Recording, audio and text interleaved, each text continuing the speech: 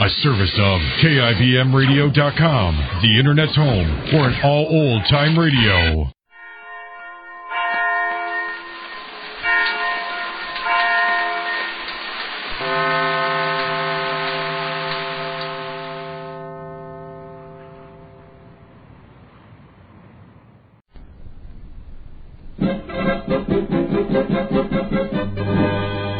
Jerry of the Circus.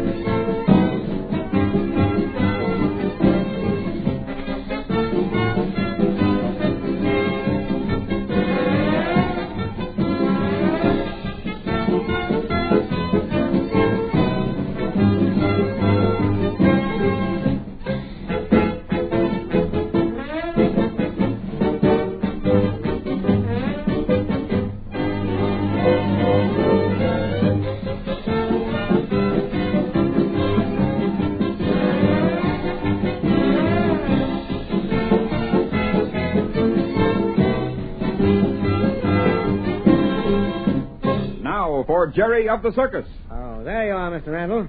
I'm glad you got here. Yeah. I tell you, I've been over and over these accounts and checked with the bank, and I'm sure we didn't take in one bad bill in Evansville. You don't say. Well, that hardly seems possible with so much phony money in that town, and the very day we were there, too. If you ask me, it looks like a plant. Well, how do you mean? Look, the town is flooded with counterfeit. Yeah? And it happens the very day the circus plays the town. Not the day before or the day after. Well? And the circus doesn't take in one phony. Well, of course, we did take in some counterfeit in Fordham. Yeah, but that counterfeit was being passed around there for several days. But if you remember, the most of it was planted the day the fair closed. Yeah, it's a pretty smart trick, too. Less danger of getting caught the last day. Yeah, but it also was the last day of the circus. Jim Bennett, you're not suggesting that someone in this circus is passing out that counterfeit. Looks mighty like it, don't it? Oh, but Jim, you know our folks. Why, most of them have been with me for years. I know them better than my own family. Sure, I know that as well as anyone. But it looks to me like whoever these criminals are, they're trying to make it look like the circus was to blame. Huh. Jim, I believe you've hit on something. I always did say you could think faster than anybody else in the business. Of all the low-down, sneaky... Pardon me, buddy. Yeah, what you want? Well, I'm looking for Mr. Randall. Could you direct me to him? What you want with him? I'm the manager. My name's Hadley. I've been sent up here by the Allendale police station. Oh, yes, I was expecting you. I'm Randall. Come around to the side door here. Yes, sir. Be right with you. I'm sorry, boss. I thought he might be one of those busybodies always taking up your time, you know. And you're perfectly right, Jim. Listen, if you didn't get rid of half these people that bother me in every town, I'd never get any work done. Well, Mr. Randall, were you able to check on the money? Yeah, step right into the wagon, Hadley. This is Jim Bennett, my right-hand man. Howdy, Bennett. Glad to meet you, Hadley. Jim's just gone through the whole day's take very carefully, and we can't seem to spot one bad bill. The counterfeit's been coming in $10 mostly, hasn't it? Yeah. Well, Mr. Randall, I'm afraid I'll have to hang around here today. Well, how do you mean? Well, the chief said he wanted me to work here in the box office with your ticket seller and have a couple of plainclothesmen stay in the crowd. If any phonies come through the window, I can tip the plainclothesmen to follow whoever's passing them. Well, that's fair enough. I'll be glad to cooperate. Any bad money picked up in this town yet? No, and there's not going to be if we can help it. Reports from Fordham and Evansville certainly should give you the drop on those guys if they pull any phony business in this burg. I hope so. We've notified the main stores and hotels in town, but it's not so easy. There's a convention here, and it's pretty hard to check. Yes. I heard there was a convention here from all over the state. Guess that won't hurt our business none. Yeah, I hope to tell you. Well, I've got to check on Belco's new act going on this afternoon. You're not wasting any time taking Belco out of the sideshow and putting him on the parade, huh? No, sir. I'm afraid the Major will blow up if I let Belko hang around the sideshow much longer. I hear Belko went around to the Major after going through his routine for you this morning, and then he gave that midget apoplexy with his bragging. Well, make yourself at home, Hadley. I'll be back after the parade. And by then we'll know whether anything is coming in during the... 3 general admission, please. Yes, sir. Well, business is picking up. Well, I'll be going. Whoa, Randall. Say, I'm glad I caught you. Oh. Have you got a minute? Well, sure thing, Kelly. I've got to see Belko before the show starts, but... Well, how are your patients? That's what I want to see you about. Oh, is that so? The doc seemed quite pleased with their progress this morning. So am I. Maud ate a good meal again this morning. Now, how about the cat? Oh, it's getting along all right. Poor thing was half starved. But something's wrong with his hindquarters. Huh? You mind dropping by and seeing it? Oh, of course not. I'd be glad to. Jerry's over there now trying to get the cat to crawl over to the edge of the cage. Well, if it can't walk, how did it get away from the edge? I don't blame you for asking. You know, that crazy New has gone berserk. After we left, he nudged the cat over into the middle of the cage and is standing guard over it. Oh. Won't let anyone get near it. We ain't even been able to get food to it. And listen, when Maud's worked up, it's no good for anyone to get near those horns of hers. It's a wonder she hasn't killed the cat. She will if she won't let us feed it. News are such cumbersome beasts with those big hoofs. And I don't think we need worry about her stepping on the cat. So far, she's been terribly careful. Won't take those huge brown eyes of her off to stray for a minute. Well, I've heard of lots of strange animal friendships, but this takes the cake. A New and an alley cat. Oh, here we are, boss. Right over here. Hi there, Jerry. Having any luck? No, not a bit. But I got an idea. Yeah, what is it? Well, as long as we can't get the cat over here to eat, maybe we can get her food over there. No use it starving to death. Say, that's not a bad idea at that, Jerry. But then that won't help the doctor much. He wants to look it over. But at least it'll keep the animal from starving. Well, maybe it's all for the best. You know, animals have great recuperative powers. What's that word? Recuperative, Jerry. That means to get well. Oh. You know, Jerry, there's a tremendous life force in the body itself. Often, if left alone, it seems to heal the body better than anything else. Oh, I see.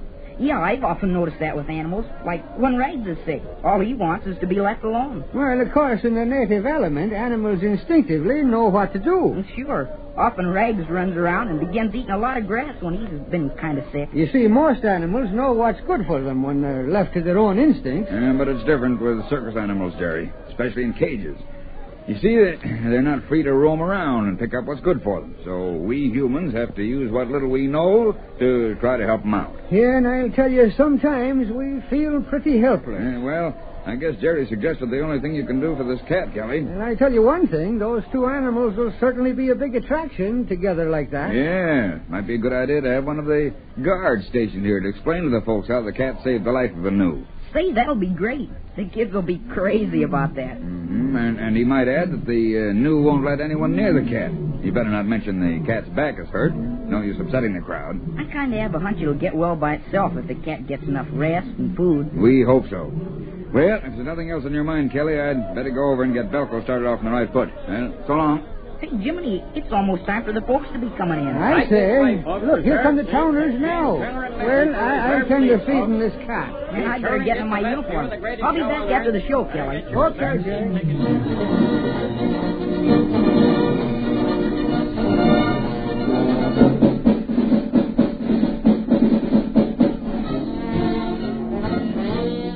Right this way, folks, right this way. Last chance to buy your tickets for the big show. Sorry, lady, no reserved seats left. Only a few general admissions. Yeah, looks like a sellout tonight, Bennett. Yeah, the convention must be here in full force, Hadley. Only a few general admissions left now. Don't miss this chance to see the most gigantic show ever presented to you, the lucky citizens of Avalon. I wish Mr. Randall would get here. Did you tell him about... Oh, here he comes now. Excuse me a minute, Bennett. I'll catch up with him. I'll see you later. Okay. Hurry, folks, hurry. Only a few choice seats left. Hi there, Mr. Randall. Oh, Mr. Randall. Who wants me? Oh, there you are, Hadley. I was looking for you. Do you mind if we get off this midway? I'd like a few quiet words with you. Oh, of course. Here, duck behind this tent. It'll be quieter. Good. Yeah, this is better. Well, I suppose you've heard the news? No, nothing outside the fact that no counterfeit was taken in during the matinee. Oh, you hadn't heard then? Well, the chief just sent word over that about 40 bad tens were reported about dinner time tonight. No. Where? Did they catch anyone? No. Seemed that whoever was spreading the paper was working fast. It's all over town. And not one person spotted the bad money? Not at the time. They worked during the rush hour and evidently waited till the stores were filled with customers. Oh, this is terrible. Oh, what about Bennett? Did he pick up any of that phony money at the ticket window tonight? Yeah. 2 bad 10s dribbled in. Huh. I happen to know both men, garage men, who got stuck themselves and didn't realize they were passing out bad paper. Well, did you explain it to them? Sure. They knew me anyhow. Well, I'm glad of that, because, as a rule, if there's any mix-up at the ticket window, the towners think the circus is trying to cheat them. And there's one more thing. The chief sent word that as long as this thing has happened the day your circus in town, you'll have to take me on. Well, what do you mean? Well, you may not be carrying the guilty party, but the law isn't taking any more chances. The chief wants someone with this circus who can watch things from the inside. Why, of course. Anything I can do to help, Hadley, but I'm afraid you're chasing up the wrong tree. Most of my people have been with me for years, and I'd trust them anywhere. I know. But the way things are, you can see why the chief thinks that, well, it looks pretty bad. And, Yes, of course. But how'll I explain your presence to the performers? I don't suppose you want to be known as an officer. I should say not. Oh, just say I'm an old friend, thinking of putting money in the show for next season, and say that, yeah, I've got it. Yeah? Tell them I've always wanted to be a clown. You're taking me on a while to allow me to get acquainted with the outfit. But are you a clown? Sure, I can do anything. Say, I've used more disguises in my career than most actors. I can well believe that. Well, what do you think you can do best? Well, I tell you, I'm a practical joker by nature. Huh? Why don't you let me be one of those clowns that mix with the audience and kid them? Oh, you mean a heckler? What? Well, that's the name we have for that kind of work. Heckler clown.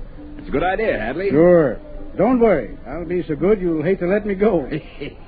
Maybe you'll be so crazy about the circus by then you won't want to leave. Well, I hadn't thought of that. Well, if you're working for me, you might as well come on and meet the gang now. Sure thing.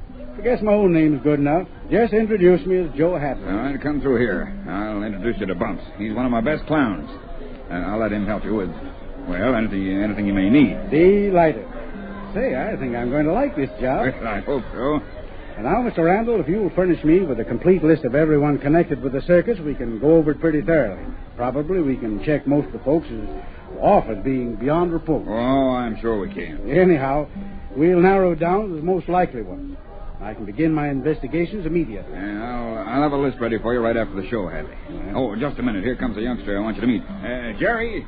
Jerry, come here a minute. Oh, hello, Mr. Randall. I want you to meet Joe Hadley, Jerry. Glad to meet you. I'm glad to meet you, Jerry. Jerry, will you take Mr. Hadley over to your wagon? He's joining the show, and I want him to meet Bumps and the whole crowd. Sure, I'd be glad to. I thought of something I'd better attend to. You'll be in good hands, Hadley. I'll explain to Bumps later. Okay? It's all right with me, Mr. Randall. Then I'll see you after the show? Yes. Remember, we leave town tonight at 1:20. The last section pulls out then, so if you've got anything to attend to, you'd better get it taken care of. Thanks, Mr. Randall. I will. Goodbye, Mr. Randall. Don't worry about Mr. Hadley. I'll see he meets everyone. Well, that's nice and friendly of you, Jerry. Say, we got a swell troupe. You'll like Bumps. The clown? Uh-huh. How long you been with the circus, Jerry? Who, me? Only this season, but listen, Mr. Hadley, I'm going to spend the rest of my life with the circus, if I can.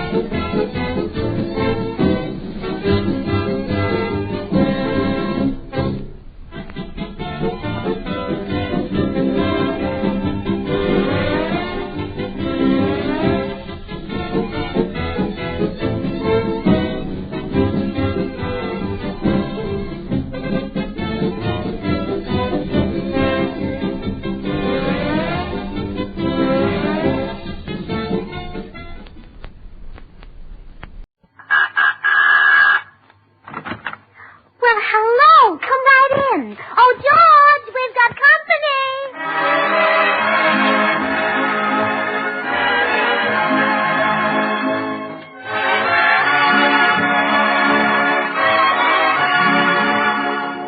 This is Bill Goodwin speaking for Lever Brothers, makers of Swan, the new white floating soap. Well, it's Tuesday night again. Time for another pleasant visit with George Burns and Gracie Allen, Jimmy Cash, and Paul Whiteman and his music. And now meet the people who live in the Burns house, George and Gracie.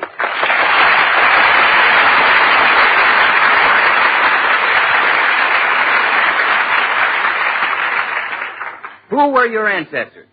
Were they famous? Let us trace your family tree and find out. Well, that's the way the ad in the newspaper read. And, of course, Gracie clipped the coupon, unknown to George. George, did you ever have your family history traced? My family history? Sure, you can't tell. Maybe there was somebody in your family who amounted to something. Thanks, kid. Did you ever have any famous relatives? Well, I told you about my Uncle Charlie. Oh, yeah, but I mean really famous. Not just a man who was known as the squarest bookie in Philadelphia. What's all this sudden interest in my family? Oh, nothing. It's just something a wife should know. Didn't I tell you all about my family before we got married? Yeah, and I married you anyway. Oh, George. I just thought some of your ancestors might have been famous, that's all. Like maybe you're descended from Robert Burns, one of America's greatest poets. Gracie, you mean the fellow who wrote Coming Through the Rye? Yes. He was Scotch. Oh, was he? Hmm. I never can remember whether he was a Scotch poet who wrote about rye or an American poet who wrote about Scotch. Well, Robert Burns was a Panatella, and I'm going into the library and smoking. All right, dear. But don't drop any ashes. We're having company tonight. Tonight? Yes. Oh, gee, I was going to a concert tonight with the fellas. You know how we all love good music. George, the last time you went to a concert with the boys, I found the ticket stubs in your pocket the next day. Oh, you did? Yes, yeah. Tell me, what does Tassel's Latour play? Does she play the piano or the violin? Tassel? Yes. Oh, well, she just kind of walks around. Well, there'll be no more of that from now on. Oh. One of those concert artists is liable to fall off the runway and hurt you.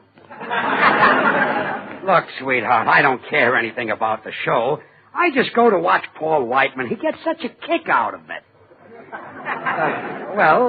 Can I go? What do you say, dear? Don't drop any ashes on the floor. I say. Oh, good morning, Mr. Postman. Good morning, Mrs. Burns. Here's a letter for you. It's a glorious day, isn't it? Oh, yes, indeed. How are you feeling today, Mr. Postman? The same as every other day, Mrs. Burns. Just bursting with health. That's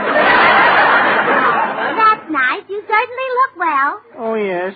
But anyone who exercises regularly can become the same physical specimen I am. Well, if you'll pardon me, Mr. Postman, I'm very anxious to read my letter. I see it's from Professor Henning's Genealogical Institute. Really? That's a coincidence because I sent away and had them look up my family tree, too. Oh, did you? Yes. The only thing I know about my ancestors is that they came from Wales. They did? I'll bet they're wonderful swimmers. Oh, Mrs. Burns, you say such funny things. I just have to laugh. Well,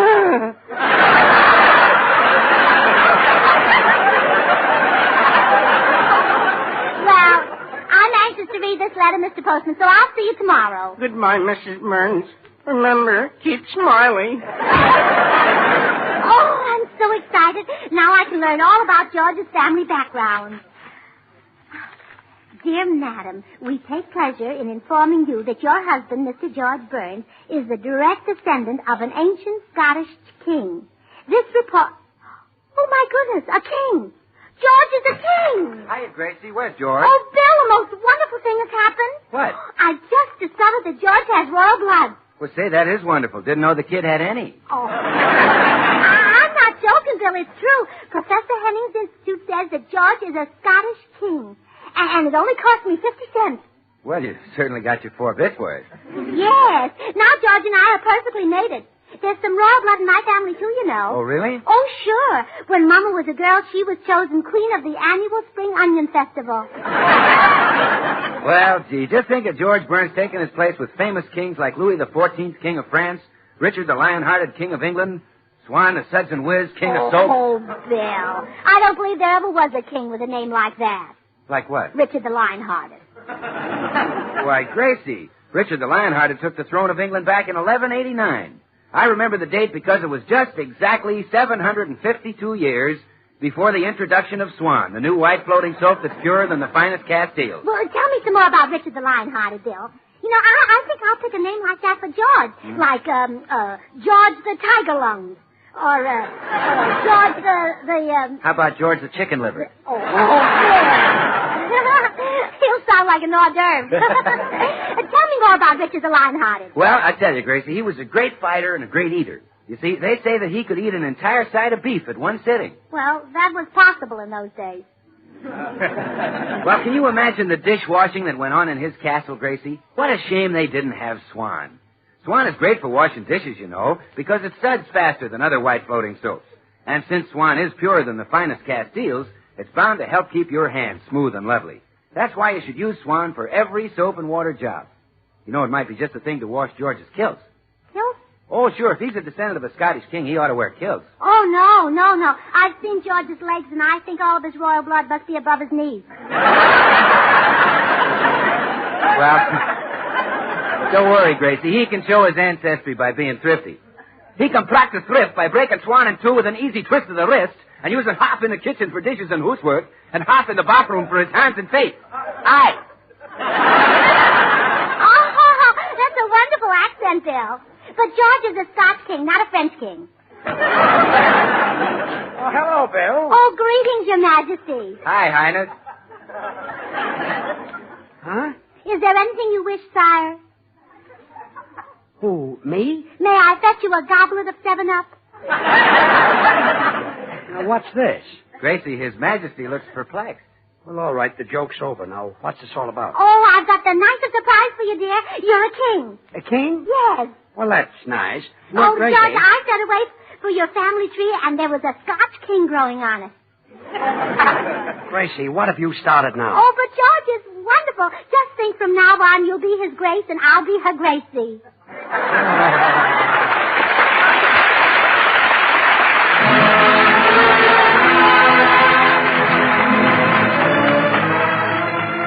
This is Paul Whiteman. You've heard this tune plenty of times by now, but here are the boys and the 6 hits and a miss with what we consider a different arrangement of Moonlight Becomes You.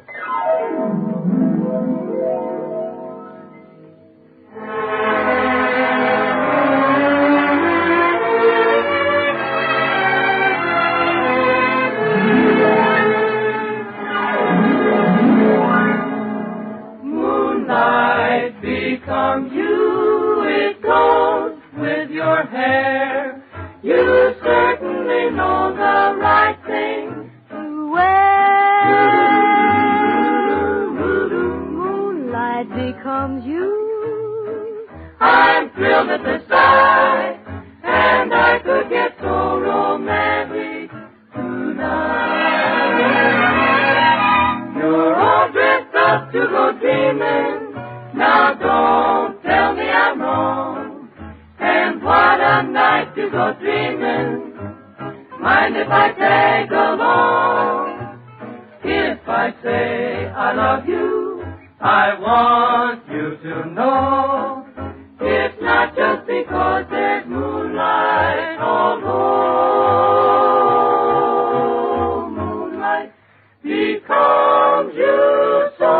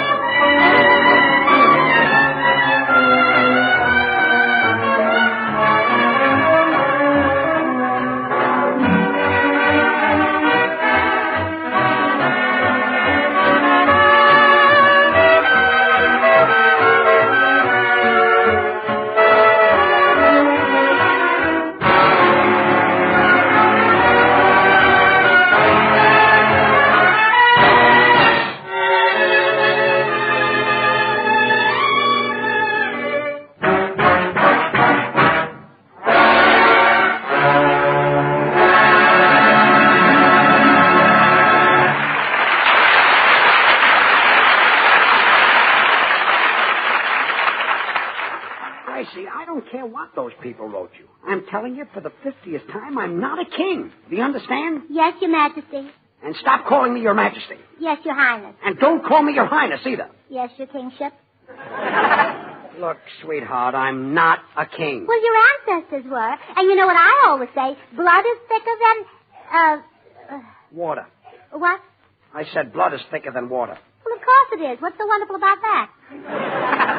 Never mind. Forget it. Forget it. Oh, did your loving subject say something to offend His Majesty? Look, will you please stop? Well, if I did, you have the right to banish me from your kingdom. Gracie. But you better not banish me further than Pasadena. We've only got 3 gallons of gas. Look, for the last time, I'm trying to... Come in. Are you the party who called me on the phone? Oh, yes. Go right in the next room and get started. Okay, Lenny.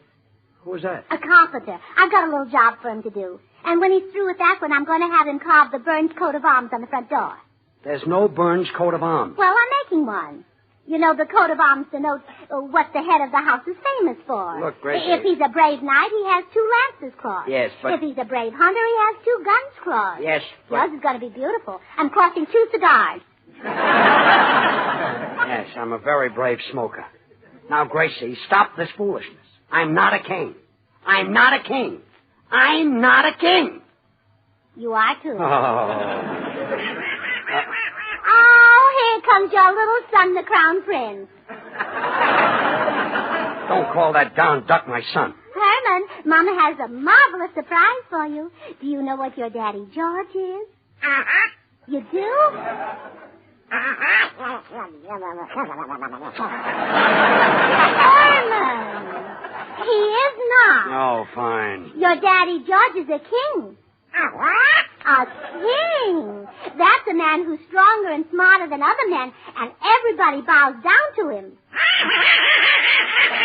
Oh, now, Herman, that's no way for a crown prince to act. Crown Prince. I'd like to see him sitting on a throne of mashed potatoes. Go on,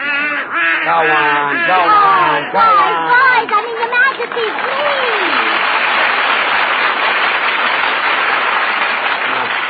Now, look, Gracie, I'm getting out of here before I go stark raving crazy. Oh, Your Majesty, would you stop at the bakery and get me a half a dozen poppy seed rolls?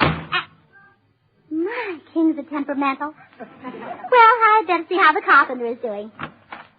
Well, how's the work going, carpenter? Oh, fine, lady. I've done just like you told me. Nailed one of the dining room chairs on a pedestal 2 feet high. Oh, good. Hey, what's the idea? So your little boy can reach a table? Oh, no. When my little boy wants to reach the table, he just flies up there. Your son can fly? Well, of course. He's nearly 2 years old. He'd be pretty backward if he couldn't fly by now. Holy gee, I got a kid that old who can't even walk yet. Well, give him time. Say, that chair does look nice, though. Oh, I know my husband will be delighted with it. Oh, it's for your husband? Uh-huh. He's a midget? Oh, no. You see, this chair is going to be his throne. He happens to be a king. Oh, a what? A king. And that, of course, makes you a queen. Oh, yes, naturally. And your son, he's sort of a flying prince. Oh, that's very good. Yeah, well, I guess I better be going, Queen. Goodbye. Oh, but I haven't paid you for the job yet. Don't bother. I probably only spend the money anyway. Goodbye. Oh, no, wait, here comes my husband. I know you're dying to meet him. Hello, dear. Hello. Dear, this is Mr. Brown, Harry Brown. How do you do your imperialism? Out. Go on, get out. Imperialism. Gracie, I've had about all I can stand of this thing. People on the street are staring at me like I'm some kind of a freak. What did you do? Phone everybody in town about this? Well, George, on my word, I only mentioned it to 2 people. The Times and the Examiner. Well, this stops everything you've ever done. You've made me the laughing stock of this whole town. Oh, well, let them laugh. They laughed at all great kings. Julius Caesar, Frederick the Great, Henry VIII. They even laughed at William of Orange. But if he hadn't invented them, where would the state of California be? I don't want to hear any more about it. I'm going up to my room. Oh, very well, Your Highness. Stop calling me Your Highness. Of all the ridiculous, idiotic stunts she's ever pulled. I'm almost sorry I didn't marry the Adagio dancer in Scranton after all. Fine king I am. Can't even go to a show when I want to. Say, wait a second. A king can do no wrong, can he? How about that? Oh, George, hello, Queen. How's every little thing? Oh, aren't you mad at me anymore? Oh, no. My Majesty has been thinking things over. If I'm a king, I'm a king, that's all. Well, sure. And a king can do no wrong, right? Right. Good. Now, about going out with the fellas tonight to see Tassel's Latour. I think my royal self needs a little diversion. Oh, well, then by all means go, Your Majesty. Who am I to tell a great king what to do? Well, hallelujah. Long may I rule.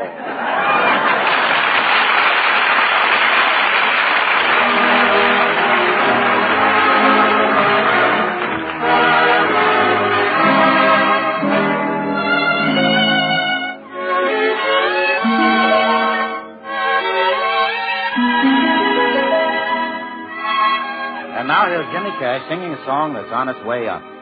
3 Dreams. Okay, Jimmy. You're dreaming, she's dreaming, I'm dreaming too, but 3 dreams are one too many, so my dream can never come true. You love her, she loves you, I love her too, but 3 dreams are one too many, so my dream can never come true. My hoping that she would love me was only a madcap scheme that left me in the middle of this crazy little 3-cornered dream.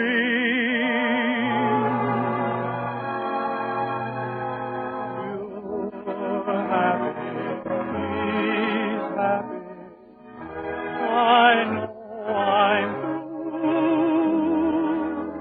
3 dreams are one too many, so I'll give my dream to you.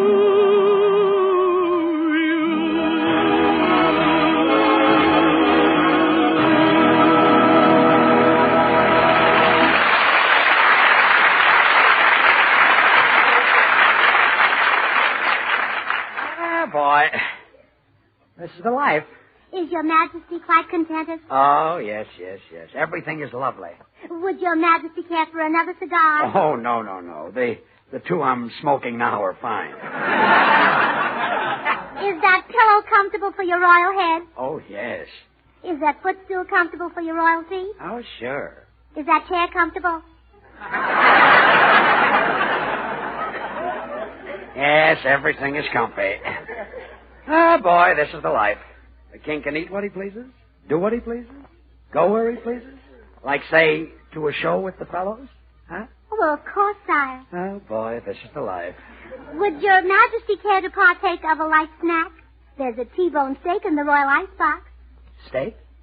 How did you manage to get a steak from the butcher? Oh, it was no trouble. The Count was delighted to let me have one. The butcher is the Count? He is now. I made him a count in exchange for the steak. I see what you mean. Oh, yes, I knighted him. It was a lovely ceremony. He knelt down and I tapped him on the head with a cleaver.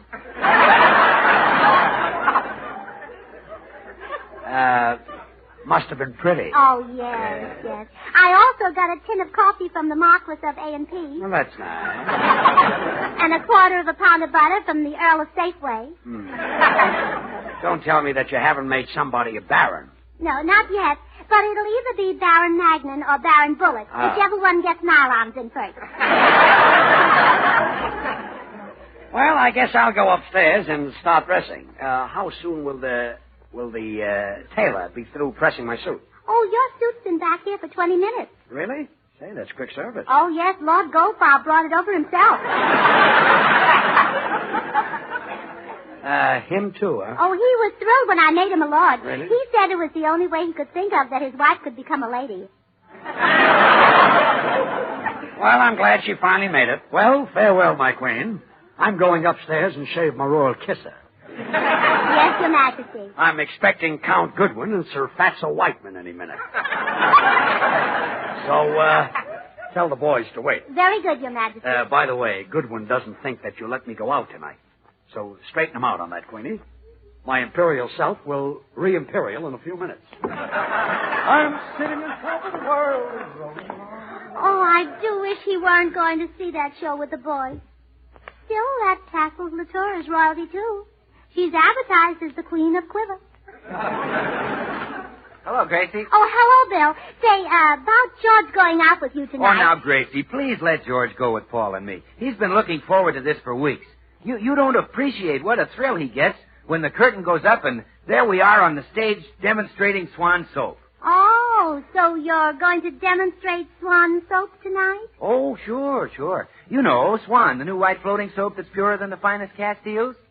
You know, money can't buy a purer soap. But why do you need George and Paul Whiteman? Oh.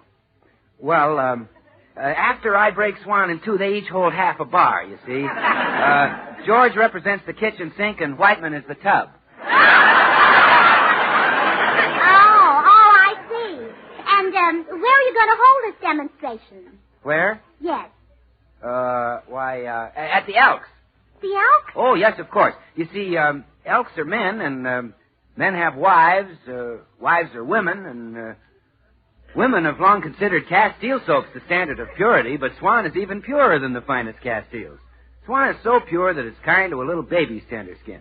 That's why thousands of mothers use Swan to bathe their babies. Oh, is Tassels Latour an elk? And if Swan is kind to a baby's tender skin, then you know it must be wonderful for your hands and face, your tub or shower. And always What did you say? Tassels Latour. Well, then you know where we're going tonight. Oh, sure. Well, Gracie, why'd you go to all that trouble to make a dope out of me? It wasn't much trouble, Bill. Oh, thanks. Well, then you don't object to George going, huh? Well, I couldn't object. George is a king. Oh, I see. George thought I didn't know he goes to burlesque shows, but he never fooled me. Oh, really? Well, what gave you the tip-off? Well, I came home one day, and when I took off my hat and coat, he applauded.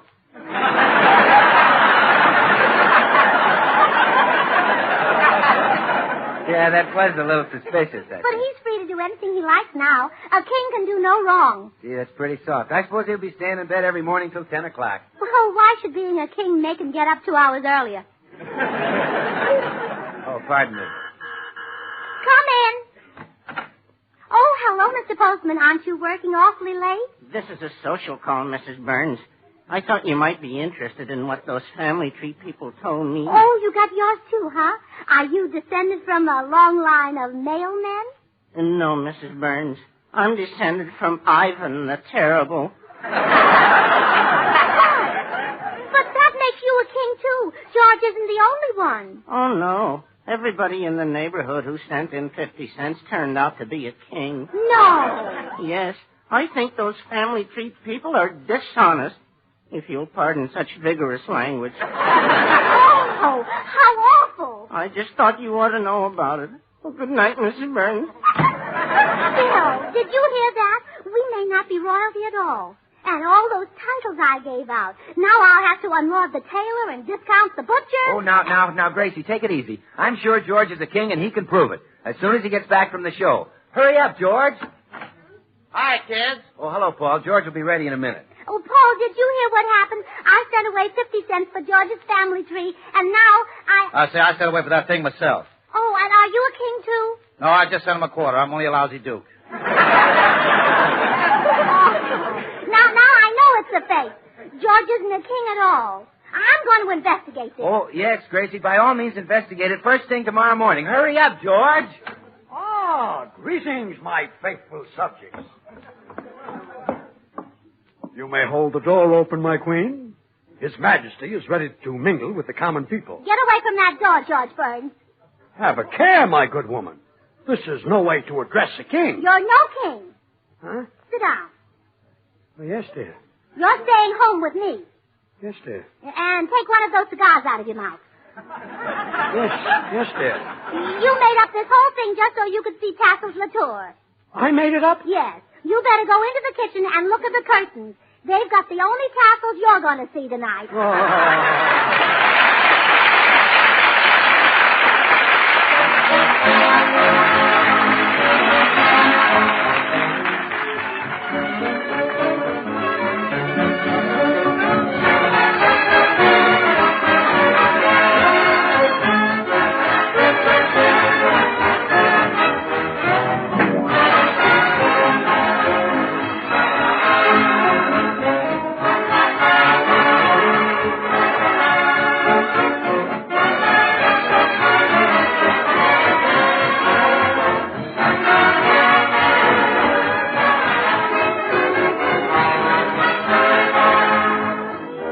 Well, George and Gracie will be right back, so I'm just going to take a second to remind you that Swan in your house is like money in the bank, because Swan saves you real money.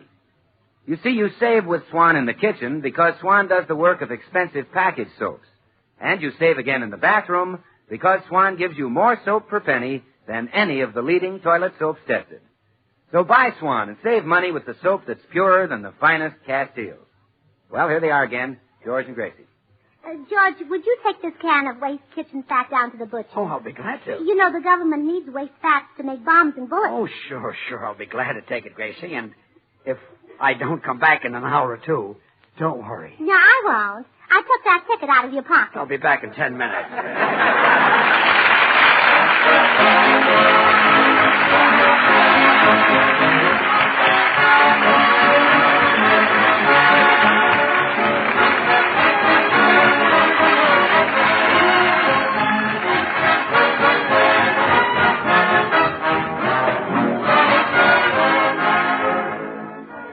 The makers of Swan, the new white floating soap, join George and Gracie in inviting you to tune in to your CBS station again next week, same time. Now remember, George Burns and Gracie Allen, CBS, next Tuesday night. And don't forget to listen to Swan's other show, Tommy Riggs and Betty Lou, over another network, next Friday night. And now till next week, this is Bill Goodwin saying, well, I, Swan, how about you? Good night.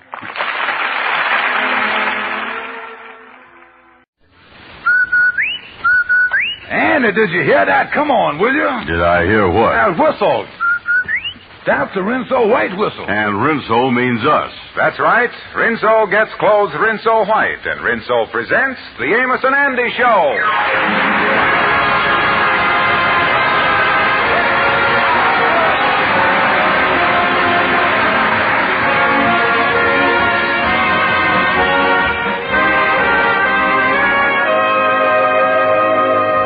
Rinso for a wash that's... Rinso White. Rinso for a wash that's... Rinso White. Rinso in your tub or washer makes for a happier, easier wash day. As little as a 5-minute run per load in your washing machine gives you a wash to be proud of. No wonder Rinso is recommended by the makers of 33 leading washers, among them your own Speed Queen. Take good care of that precious Speed Queen. Remember, washing machine manufacturers are still making vital war materials. And ladies, next wash day, remember... Rinso White. Rinso White. Happy little wash day song. And now our stars, Amos and Andy.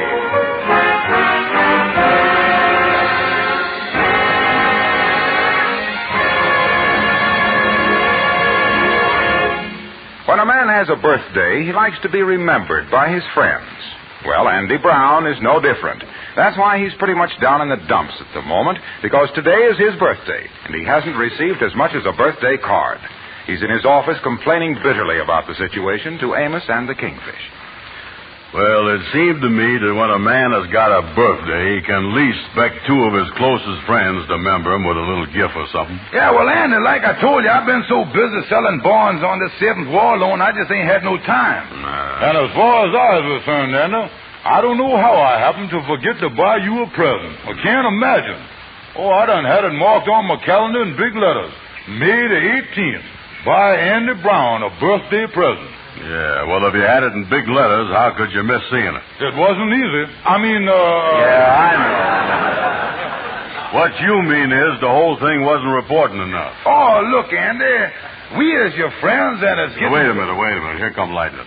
Maybe he didn't forget it. Come in, Lightning.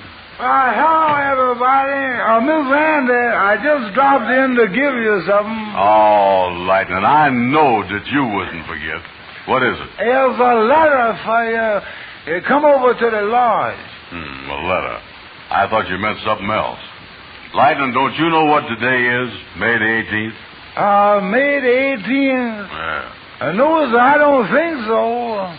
Though if the day was the 25th and it was later in the year, it could be Christmas. Lightning, give me that letter and get on out of here. Yeah, wait a minute. I'll walk with you, Lightning. I'll see you fellas later. So long. So long. So long, boy. Say, Andy, that letter looked like it's from overseas. Yeah, you're right. It's from my nephew Jimmy, overseas. Well. Yeah, he didn't forget his old Uncle Andy's birthday. Oh, that's good. Let me see what it say here. Mm-hmm. Say, Dear Uncle Andy, I wanted to send you a gift for your birthday, but it's awfully hard to find a store of any kind in the area where I've been stationed. However, yesterday, I found something unusual, and I'm sending it to you under separate cover.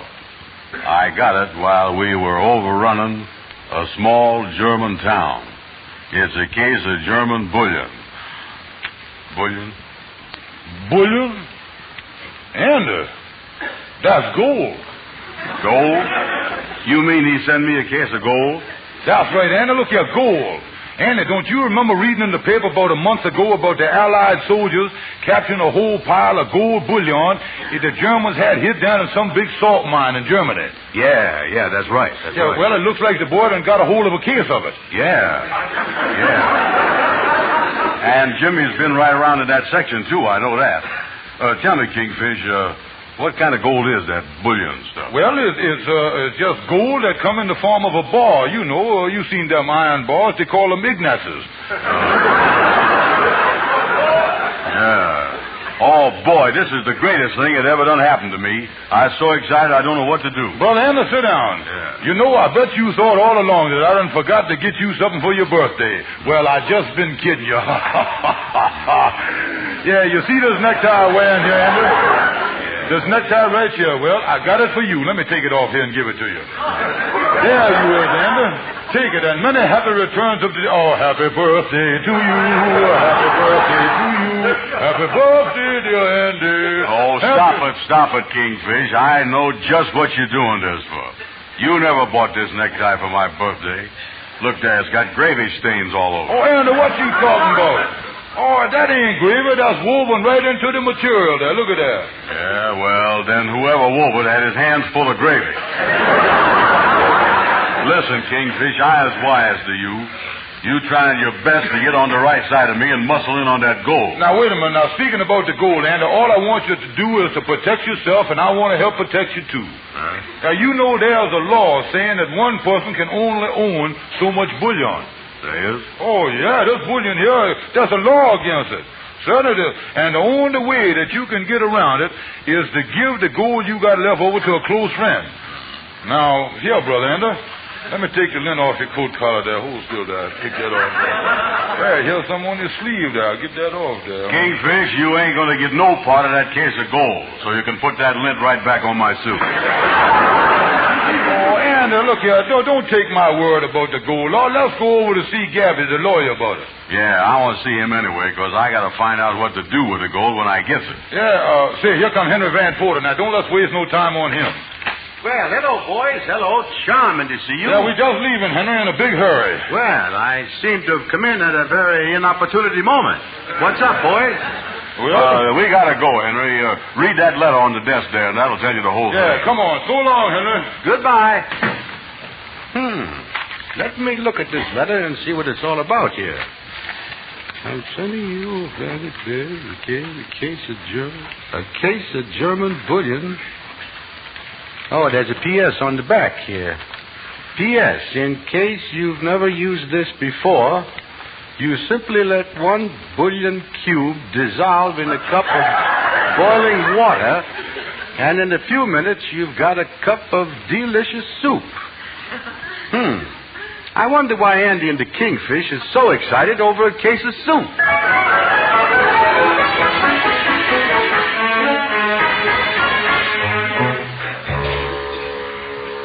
Come right in, boys. Come right on in. Yeah, well, hello there, Gabby. As our lawyer, we got to see you about a case right away. I'm just going out to lunch.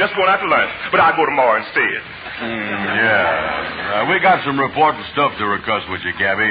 My nephew in Europe has sent me a case of solid gold bullion. A case of solid gold? Boys, there's one case I'd sure love to handle. Yeah. Well, the thing I want to know, Gabby, is how I'm going to change the gold bullion into spending money. I got to get a change into nickels and dimes and quarters and half dollar. That's right. That's absolutely right. You got to get some silver threads among the gold. The only way you can do that, Andy, is through a banker. Now, I can give you the name of a big banker here in Harlem, Mr. Homer P. Johnson. You're going to see him, Andy. But I warned you, if he reaches for the button under his desk, get out fast. Get out fast. Yeah, hear that? Yeah, well, if there's a chance of getting in trouble, I think I'll send Lightning over as a go-between to see him first. Yes, there's definitely a chance for trouble. From the legal standpoint, you're liable to run up against the law of internal combustion. The law of internal combustion. The law of internal combustion. How you figure that? Well, if they finds out you has broke the law, the internal revenue man will come busting in here. That's the law of internal combustion if I've had it.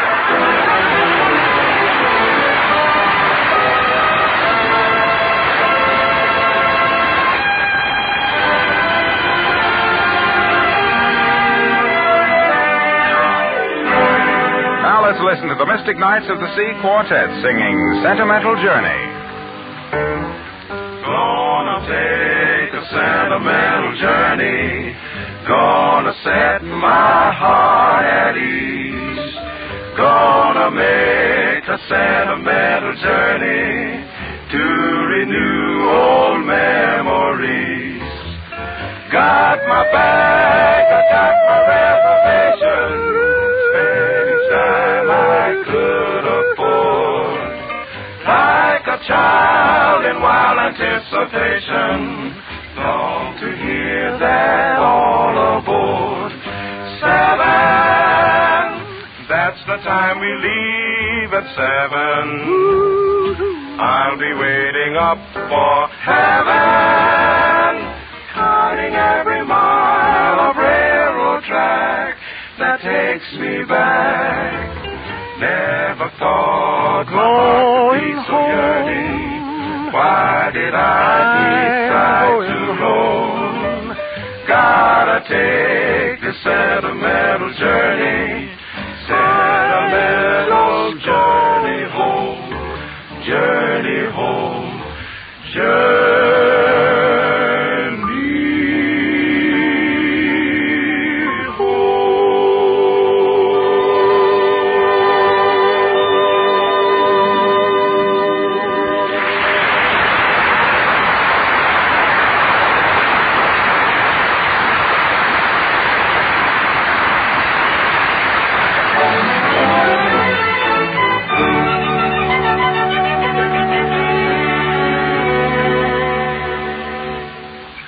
My good man, I was told you wanted to see me personally about a confidential matter.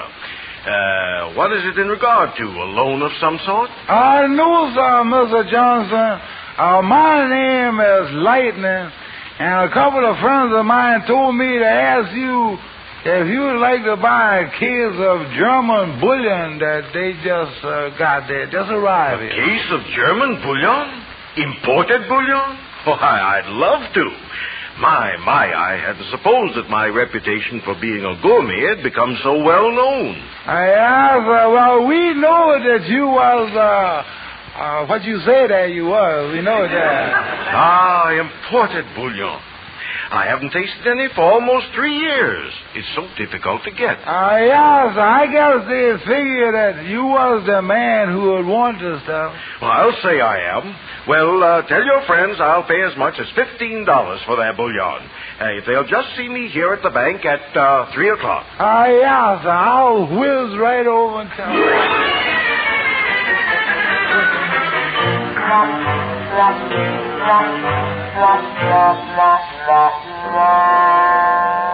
So Homer P. Johnson was really interested in buying our German bullion, huh, Lightning? Oh, yeah, he said he ain't never tasted none for almost 3 years.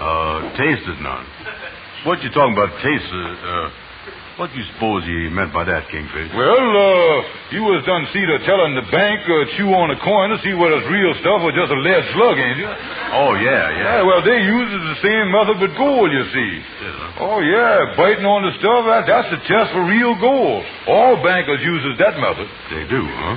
Oh, yeah. In fact, that's why most bankers got false teeth. They usually wears out their own set biting into the first million, you see.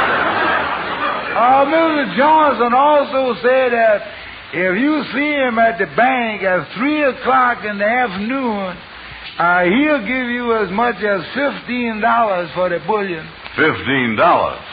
That ain't much money for a case of gold, is it? Certainly ain't. Wait a minute, Andy. Wait a minute here. Oh, listen, I know why. What? You know what it is? No, what? Gold is figured by the ounce. Oh, yeah. This means that he willing to pay us $15 an ounce. In other words, the more that go away, the more it's going to be worth. Oh, yeah. Well, thanks for doing the air enlightening, so run along, will you? Yeah, me and Andy got some figuring to do on this gold stuff here. Yeah, I'll say. Drop back in a day or two, Lightning, and we'll give you an ounce. Yeah, so long, gentlemen. So long, so long. Now, Andy, give me a pencil and piece of paper here. Yeah, great. Yeah, now, let's try to get a rough idea of how much money we're going to make. Yeah, we'll do it. Now, first of all, even a small case of gold ought not to weigh less than 50 pounds. Mm-hmm. So, figuring on that basis, there's say, by the way, how many ounces is there in a pound again? Thing done slipped my mind. How many ounces in a pound? Well, I know it used to be 40. With inflation and everything today, though, the pound is probably up to 68 ounces. Yeah, that's right. That's right. Maybe even more than that. Yeah. So figuring there's 68 ounces to the wartime pound, we multiply that times the 50 pounds we expect the bullion to be. Yeah, you do. Yeah, now that ought to give us the exact amount of ounces. Right. Now let's see. I put down 50 times 68. I put down the 68 here. Then I put a 50 under it. Yeah. Then I draw my line here. Now then I start multiplying here. Now watch this. Yeah. First we take 0 times 68. 0 times 68 is 0. You sure about that? Yeah. Sure, huh? Yeah, well, so far we ain't making much, is we? Yeah, well, don't worry about the zero, though. It ain't no use to worry about that zero, and right now, that zero is just dangling there. Well, that's just dangling, don't mean much. But later on, it gets added in the form of a digit. Digit? Is that good? Oh, of course it's good. It's the digits where the big money comes from. Oh, yeah, you show me a millionaire, and I'll show you a man that's loaded up on digits. Yeah, well, go ahead with the thing, Kingfish. I'll hang on to that dangling zero till you get ready to use it for a digit. Yeah, well, now, then we take 5 times 68. 5 times 8 is 40. That's right. 5 times 6 is 30. Now we add 30 and 40 together there. 40 together. Go ahead, add it up. Let me get them there. There's a 30, and I put the 40 under. Now I start adding here. 0 plus 0 is 0. Now there's another dangling zero. You want me to hang on to that for another digit? No, flip it to me, son. Flip it to me. We're really going to start hitting digit country here now. Look here. Let me see here. Let me see. There's a so and so. There's 15, 7. To put another order for it. It comes to $10,500. Now, that's a rough estimate of what our bullion is worth. Oh, boy, I sure going to be able to buy a lot of war bonds with that. You know I'm liable to oversubscribe the 7th War Loan all by myself. Oh, yeah, we really in the biggest... Oh, no, boy, no. Allow me to congratulate you. Allow me to. I just heard how you came out from Lightning. Just heard about it. Yeah, and get a load of how much the gold going to amount to. $10,500. Of course, the whole trouble with getting the amount of money that big is the taxes you got to pay on it. Yes, indeed, the taxes. Listen, Gabby, you really think there'll be a lot of tax to pay on that amount? Oh, yes, indeed. When you get up to $10,000, they can bracket you to death. Yeah. Well, wait a minute. There's somebody coming. Oh, hello, Shorty. Hiya, fellas. Goodbye. Wait a minute, Shorty. You just got here. What you leaving for? I got great news to tell you. Oh, it's that Gabby there. Every time I see him, I get into an argument with him about something. Now, look here, Shorty. I ain't going to start talking. It's you to start, and it's you, and you know it. There, you see, there it goes again. What's the great news you got to tell me, Andy? Well, my nephew overseas has sent me a case of gold bullion that the Allied soldiers found in a salt mine in Germany. And we figure we can unload it at the bank for $10,500. Yeah, Shorty. Me and Andy are really going to be in the money when we sell that gold. Yes, sir. Oh, my goodness. You can't go dumping a lot of gold on the market just like that. You dump all that gold and you're going to start inflation. That's what. Inflation, and that's a nasty word. What in the world you talking about, Shorty? And in Kingfish selling gold ain't got nothing to do with inflation. You talking about something you don't know nothing about. You don't know a thing about inflation. Who don't? You don't. Oh, yes, I does. It's what? It's what? Well, it's when you get... It's what? Well, guess what? Well, it's when you get... You're wrong. Now, you see that? You don't know what you're talking about. Inflation. You know what inflation is? What is that? Inflation is the theoretical of the borax, whereby the situation is only complicated by the resistance of the substance. And we need it. We got to have it. Oh, man, what are you talking about? What we need, what we really need is... What do we need? Well, is a laboratory of the non-home existence, which now predominates. Why, that alone would put it... you can't, when you get... there it is right there.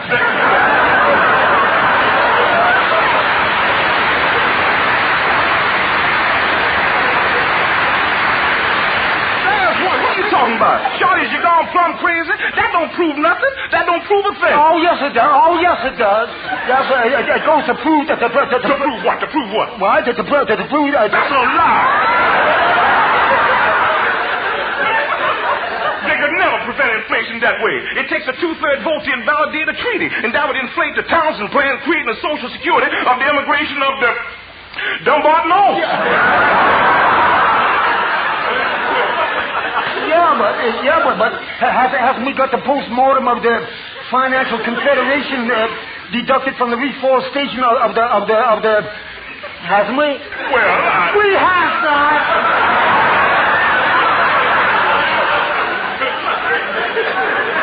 You talk about Dumbarton Oaks. What about Bretton Woods and Knotty Pine? But they couldn't do that, Shorty. The Kingfish even say that. How about that Kingfish? Well, Gabby, I feel that... There you, Short. That's exactly what I said. Oh, yeah, but why couldn't they do it? Ask me that. Why couldn't they do it? Because under the present OPA system of financial homicide, it would curb the immigration of post-war commodities, causing high prices in the low countries and low prices in the high countries. And what's the reason? What's the reason? Well, anybody knows the answer to that. Andy, go on and tell him the answer. Go on, Andy. Tell him the answer. Go on. Well, fellas, in my opinion... That's the wrong answer. Now, hold it just a minute, fellas. Me and Anna just want to tell you that we done learned a great lesson here. Yeah, that's fine. Yeah, what you learn? What you learn? Well, we done learned that when our gold arrives, we don't want either one of you to open your big mouth.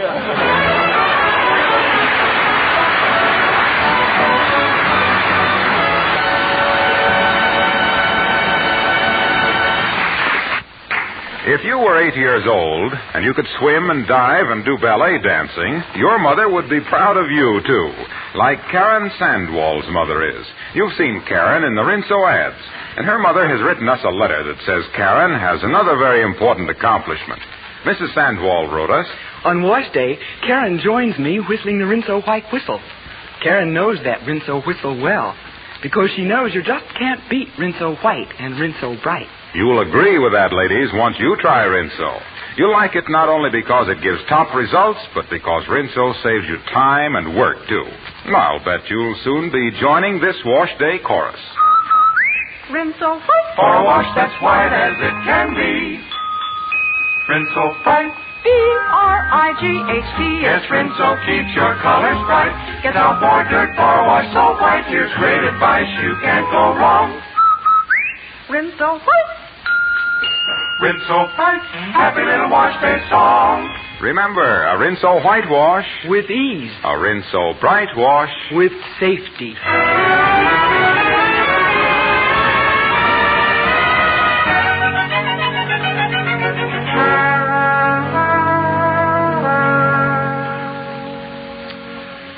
Good afternoon, gentlemen. Can I help you? Yes, we is here to see the president of the bank, Mr. Homer P. Johnson. I is Mr. Stevens, this is Miss Brown. Have you cards? Well, just old pinochle deck.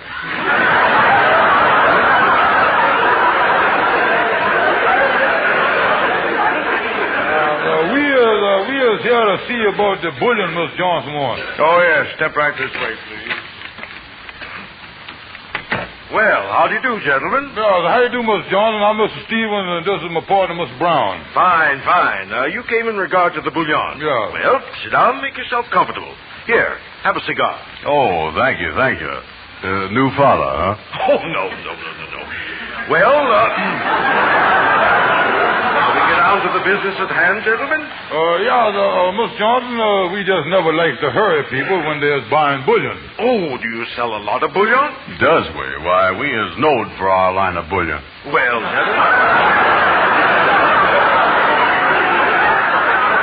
Well, gentlemen, as I told your friend, I'll pay you $15 for the case of bullion. For the case? Well, I was figuring on $15 an ounce. $15 an ounce for bullion? Yeah, that must be about ceiling price. Why, I never heard of such a thing. $15 an ounce. Yeah, well, don't forget the expense, Mr. Johnson. This bullion came all the way from Europe. Well, at that price, it must have had its own stateroom. I don't mind paying a lot for bullion, but that whole case isn't worth more than $15. $15 for a case of bullion? No wonder Fort Knox, the government, is burying the stuff. Gentlemen, I don't know why we're having all this arguing over a case of bullion. Yeah, but it's the real, genuine, imported bullion. But at $15 an ounce, why, I can get a can of chicken noodle for 15 cents. Chicken noodle? I don't see the disconnection there. Pardon me, Mr. Johnson, but you're late for your board of directors meeting. Oh, yes. That's right. Well, you gentlemen bring the case of bullion with you tomorrow, and we'll make some kind of arrangements then. Okay, Mr. Johnson. Come on, Andy, let's go to the office. Maybe we'll have to shoot some bullion to our South American brand.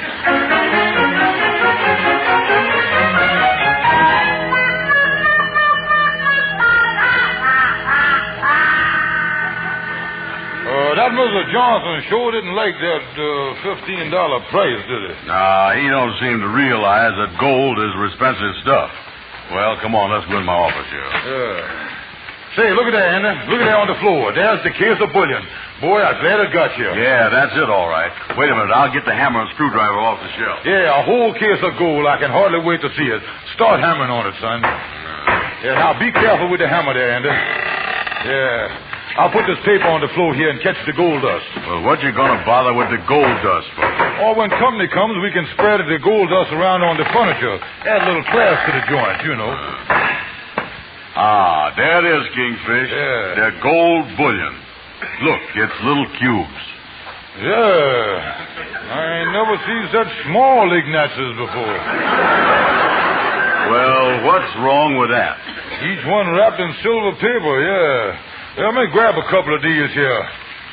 Say, they're awful light. Kingfish, put that stuff down. Don't mess with my gold. Get away from there. And another thing, this is the first gold I ever seen where you could make a dent in it with your thumb. Look here. Look at the squash there. Well, it's the squashy kind of gold.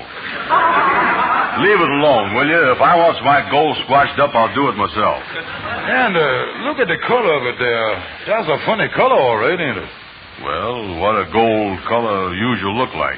Well, let me show you my watch here. Tell you what, you go down to the pawn shop. Honest Joe will show it to you down there. Yeah. Say, wait a minute, Andy. Let me taste the stuff like the bankers do. Maybe that'll prove something. Well? And, this don't taste like gold. It tastes like soup. Soup? And I just remembered something. Brace yourself, son. There's two kinds of bullion. One is gold and the other is soup. This ain't gold, Andy. What you got there is soup. Kingfish, you fooled me. No, Andy, that's the truth. Oh, me. And I thought this was going to be a good birthday after all. Well, it's just like everything else with me, Kingfish. Nothing ever works out right. Oh, I feel the same way, Andy. Oh, you know.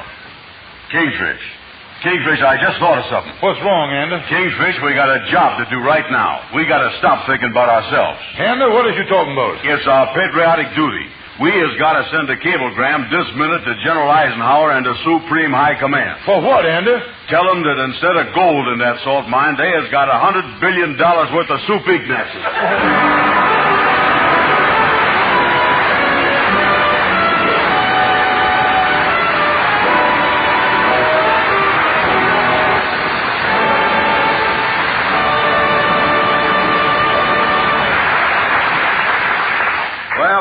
Things didn't work out so well for your friends today. No, sir, Mr. Wilcox. Andy and the Kingfish were disappointed today. But I can assure you listeners that you won't be disappointed if you'll take the advice of Harlow Wilcox here. No, ladies, you certainly won't be disappointed if you try Rinso for dishwashing. The easiest way I know of to get your dishes sparkling is with Rinso. And Rinso's just as big a help when it comes to clothes washing. Why, those soapy-rich Rinso suds get out stubborn dirt fast. Give you a whitewash that's Rinso White. Washable colors come Rinso Bright. And ladies, Rinso is anti-sneeze, too. So for a happier, easier wash day and plenty of help with your house cleaning and dishes, get Rinso.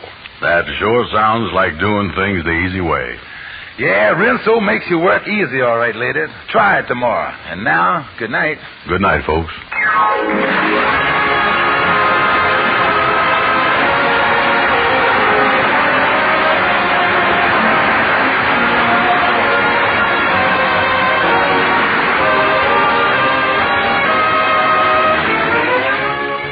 Be sure to be with us next Friday evening at this same time when the makers of Rinso will again present the Amos and Andy Show.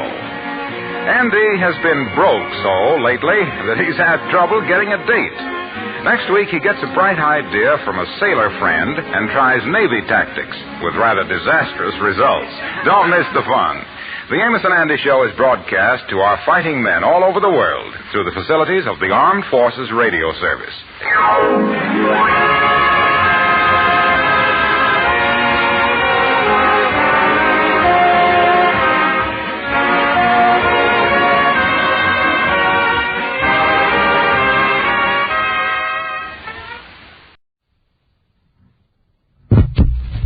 Beauty Hope and Luster Creek Arden Brooks, starring Palmolive Supreme Steve Arden. Moten brought a welcome. Teachers in our public schools brought a welcome respite from daily duties. But our Miss Brooks, Madison High's English teacher, didn't take any vacation. Week working at our local Board of Education office. They had asked for volunteer assistance during the holidays to make vacations possible for their already overburdened staff. The reason I worked was a dress, the most beautiful Easter Sunday dress of all time. And the reason for the dress? Mr. Philip Boynton, the most beautiful biology teacher of all time. The price was right, too, only $49.50 for the dress, not Mr. Boynton. That's why I asked Mrs. Davis, my landlady, to wake me at the usual 7:30 a.m. last Monday morning. Oh, Connie, it's time to get up, Connie. Oh, thanks, Mrs. Davis. I want to get down to the board office early. Are you sure you ought to work during your holiday, Connie? After all, you do need a vacation pretty badly. Not as badly as I need a new dress for Easter. You know, I'm expecting Mr. Boynton to ask me out walking in the Easter parade on Sunday. Oh, I'm sure he will, Connie. But clothes are so expensive nowadays. Isn't there something you could do to the black tailored suit of yours with the green braid trim? Well, I could burn it. Oh, but wait till you see the one I've got my eye on. I saw it in Sherry's window last week. It's a powder blue crepe. I think I've seen it, Connie. Is that the dress with the snugly fitted bodice, V-neck line, and a flared full skirt with enchanting accordion-pleated inset in front? Don't wrap it up. I'll eat it here. But,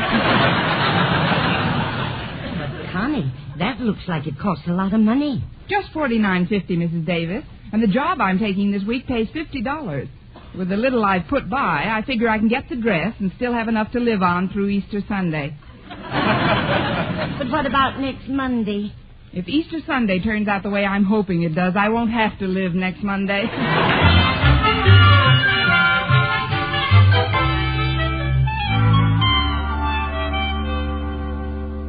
As the personnel manager of the board, I'd like to extend a cordial invitation, Miss Brooks. Oh, thank you, Mr. Gleason. I've been looking forward to working here. Should be a complete change for me. All new faces. We're very grateful for the fact that you offered your services during this holiday week. In fact, what we at the board feel is hard to put into words. Well, then why not put it into an envelope? I mean, there is a salary attached to this position. Of course, Miss Brooks. The job pays $50. Is that all right? Oh, that's more than all right, Mr. Gleason. Well, if that's the case, we could... It's just 50 cents more than's all right. Now, if you'd give me some idea of my duties... Oh, I'm not in charge of your department, Miss Brooks, but I'd like to caution you about the boss you will have. He's rather an exacting type of person. Now, I'll call our office boy, and he'll show you where to find your new boss. Boy? Oh, boy. Here I am, Mr. Gleason. Right on the job and raring to go. Why, it's Walter Denton. Oh, hello, Miss Brooks. What are you doing here? I might ask you the same question, Walter. How come you're not on vacation? Well, it's this way, Miss Brooks. I like to see a nice relationship between teacher and pupil, but we're all here for one reason, remember? To catch up on some work. Agreed? Oh, sorry, Mr. Gleason. What do you want me to do? I want you to take Miss Brooks over to the acting head of the filing department. His office is right down this hall. 4th door on your left. Yes, sir. Come along, Miss Brooks. All right, Walter. Thanks again, Mr. Gleason. Thank you, Miss Brooks. Well, so far it's a tie. One new face and one old face. It seems like a pleasant enough place in which to work. Work? You mean you're here to work during Easter vacation? But why? I asked you first. Why are you working? Well, that's simple. I'm working to get some new clothes. After all, I can't drape my clever carcass in the sharp set of threads without I nailed some extra veil. Now, why are you here? Same reason. I can't hang any snazzy rags on my chic shape without I bag some extra swag. Oh, I'm really on a vacation. Say, who is this new boss I'm working for, Walter? Well, I don't know, Miss Brooks. He's one of us extra helpers, but he didn't get down yet this morning. Here's his office. Let's go in. It's a pretty nice office. Could use a little air, though. I think I'll open the window for my new boss. Nice view, isn't it? Yes, indeed. Say, that's very interesting. I've never had such a close look at the ventilator in a Chinese restaurant. I sure hope your boss here is easier on you than old Napoleon is. Napoleon? Yeah, that's what we call our beloved principal sometimes. That is when Harriet Conklin isn't around. She doesn't like us to call her Father Napoleon. She says that beneath his gruff exterior, Mr. Conklin isn't tough at all. Believe me, Walter, beneath his gruff exterior, Mr. Conklin makes Napoleon look like Anita Louise. Oh, but I'm not going to worry about him. Every Napoleon has his Waterloo. And I sometimes think you're mine, Miss Brooks. Mr. Conklin? Oh, I didn't hear you come in. That is, what makes you say a thing like that? I eavesdropped. Very unreasonable of me, isn't it? I hope I haven't wounded you, Miss Brooks. Not wounded, sire. And smiling, the boy fell dead. We were just chatting about French history, Mr. Conklin. Quiet. Yes, sire. Yes, sir.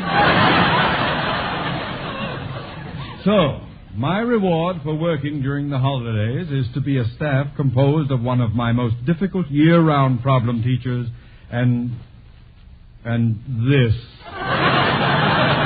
You better run along now, Walter. I'll talk to you later. Okay, Miss Brooks. And I wish you wouldn't be too strict with her, Mr. Conklin. After all, this is vacation. Get out. Now then, Miss Brooks, I'll be brief. This is a holiday, and we are volunteering our services. However, there is financial compensation. Even I will receive some payment for the work I do this week. And where there is payment, Miss Brooks, there must be value received. Oh, don't worry about that, Mr. Conklin. I know you'll do a grand job.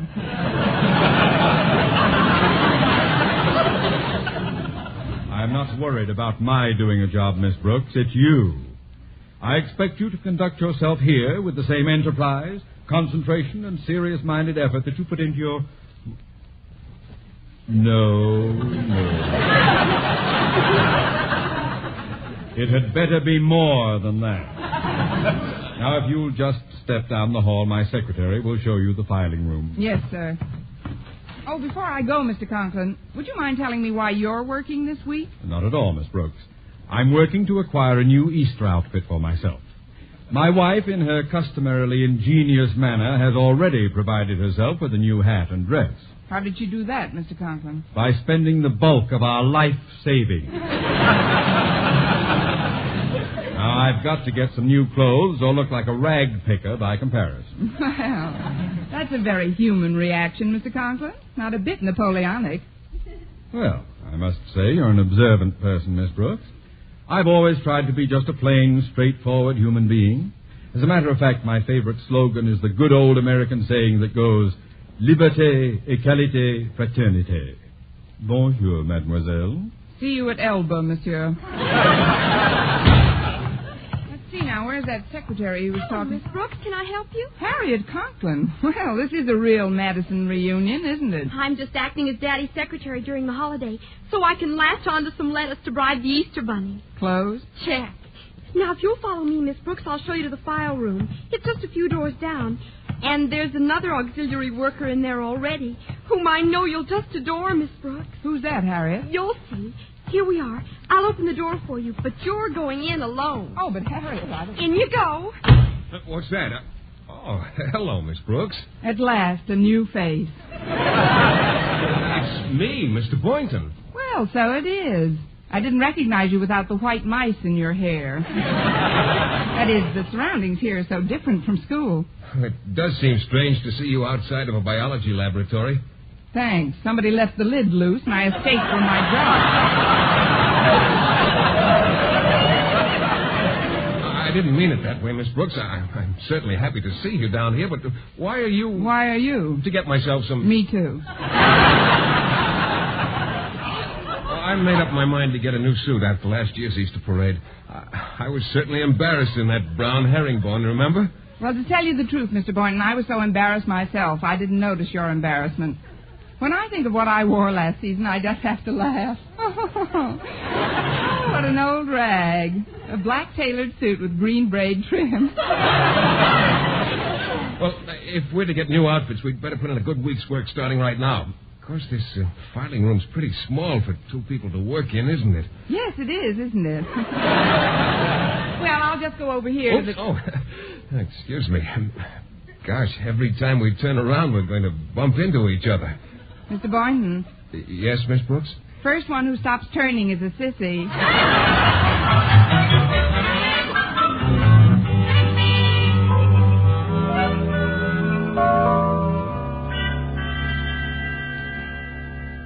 Gosh, we started work on Monday, and here it is Friday already. The time sure went fast. It seems as if I only worked an hour. You worked less than an hour. Here's the pay window, Miss Brooks. You can get in line right behind Walter and me. Thanks, Harriet. Keep the line moving, please. Next. Oh, that's me, Mr. Gleason. Denton Walter. Here's your check, Denton Walter. Happy Easter. Thank you, sir. I'm next. Brooks, Constance. Brooks Constance. Here you are, Brooks Constance. Happy Easter. Thank you. Easter happy to you, Gleason, mister. Now, let's see now. With this $50, I can... Oh, wait a minute. Excuse me, Mr. Gleason. Something wrong, Miss Brooks? Why, yes. This check is for $37.50. I thought I was to receive $50. Deductions, Miss Brooks. Withholding tax, Social Security, unemployment. Then, of course, there's the $5 contribution, which all volunteer workers at the Board of Education must make to the pension fund for old teachers. Pension fund for... Mr. Gleason. Yes, Miss Brooks? Give me mine now. I just aged 30 years.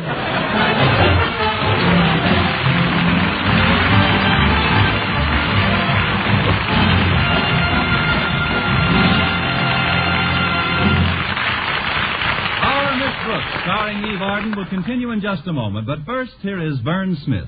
Here's wonderful news, ladies. Wonderful, wonderful news. Now there's something thrillingly new in Palmolive Soap's famous Beauty Lather. Yes, something thrillingly new. Palmolive's famous Beauty Lather now brings you new fragrance, new charm, new allure. Millions of women will prefer Beauty Lather Palmolive over all other leading toilet soaps the minute they try it. For Palmolive Soap's famous Beauty Lather now has a new, clean, flower-fresh fragrance for new allure, new charm. So, ladies, forget all other beauty care and use Palmolive soap the way doctors advise for a lovelier complexion. Just stop improper cleansing and instead wash your face with Palmolive soap 3 times a day, massaging Palmolive's wonderful Beauty Lather onto your skin for 60 seconds each time to get its full beautifying effect. Then rinse. That's all. All types of skin, young, older, oily, respond to it quickly. Don't wait another day to try Palmolive's Beauty Lather. You'll be thrilled by its new fragrance, new charm, new allure. Thrilled again by the fresher, brighter complexion doctors prove may soon be yours. For new loveliness all over, use big bath-size Palmolive in tub or shower.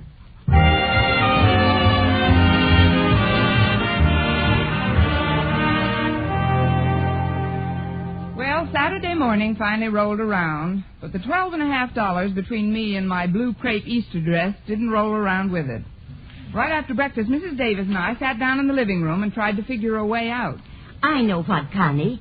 Maybe Sherry's department store will let you owe them the $12.50. You know, pay it off on time. I'd rather not ask them, Mrs. Davis. But why not? They might bring up the $14 I owe them for my black suit. I'd be happy to loan you the money myself, Connie, but honestly, I haven't got it. Oh, I wouldn't think of accepting a loan from you, Mrs. Davis, inasmuch as you haven't got it. I've got just enough petty cash left to buy the things we'll need for tomorrow's Easter party.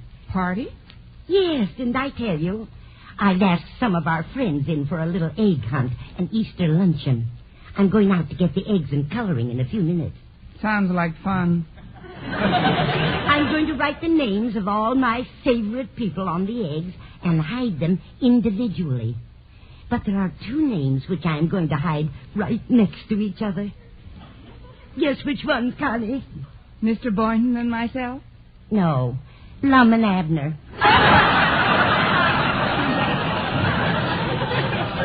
Oh, I just know your spirits will perk up when the party starts. I've asked several of our mutual friends, the Conklins, Walter Denton, your fellow English teacher, Miss Enright, Mr. Boynton. Please, Mrs. Davis, even in conversation, you shouldn't put Miss Enright so close to Mr. Boynton. You don't have to worry about Miss Esther Boynton at all. What to do is convince Mr. Boynton. Well, Miss Enright has a lot of nice qualities. Well, I'd like to find them, but that far down, I can't. You know, the worst of it is, she'll probably be while I sit around in that black sack of mine. Even Mr. Boynton's getting a new suit to replace his brown herringbone.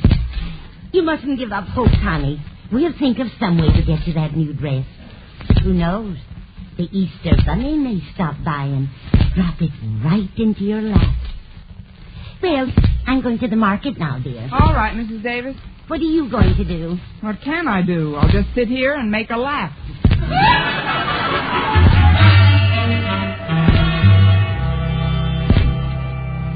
Well, all right then.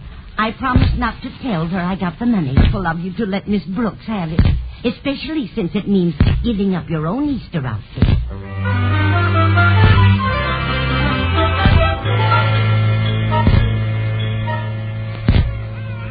Old rocking chairs got me, came by my side.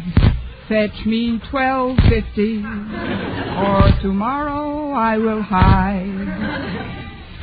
Unless that's the Easter Bunny, I'm not interested. Oh, coming. Well, if it isn't Miss Enright. Good morning, Miss Brooks. I hope I didn't awaken you. Awaken me? Awaken you. Awaken me? Awaken you. Awaken me? I get enough. I hope I didn't get enough beauty naps. Time you to remember that. Aren't you? Well, aren't you going to ask me in, Miss Brooks? Let's go into the living room. Let's go into the living room. Let's go into the living room. Sit down, Miss Enright. Thank you, dear.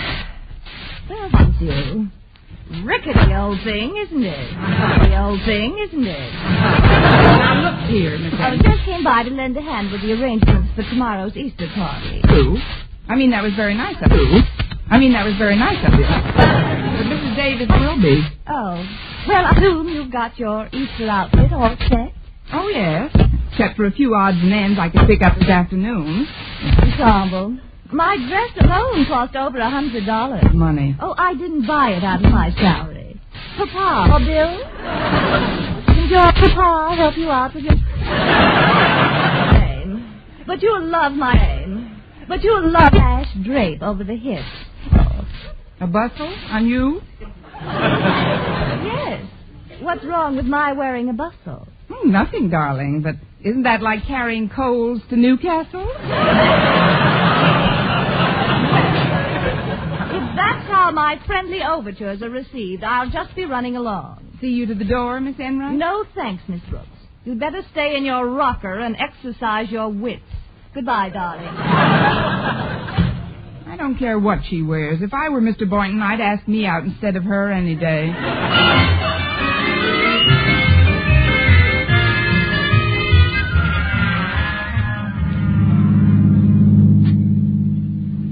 certainly nice of you to take me shopping, Walter. Now, I've got everything I need for Easter Sunday. But I thought you didn't have enough loot, Miss Brooks. How could you buy all this stuff if you had the shorts? The shorts? Oh, not enough money. Well, Mrs. Davis came home a few hours ago and handed me an envelope with $25 in it. $12.50 more than I needed. $25? Where'd she get it? She wouldn't tell me. She said she was sworn to secrecy. Well, you know what I always say. Never look a gift bunny in the mouth. What did you buy with the dough? Just a hat and dress. What kind? Well, it's a powder blue sheer crepe with a snugly fitted bodice, V-shaped neckline, cut rather low, with an accordion pleated inset in the front. And what kind of a dress did you get?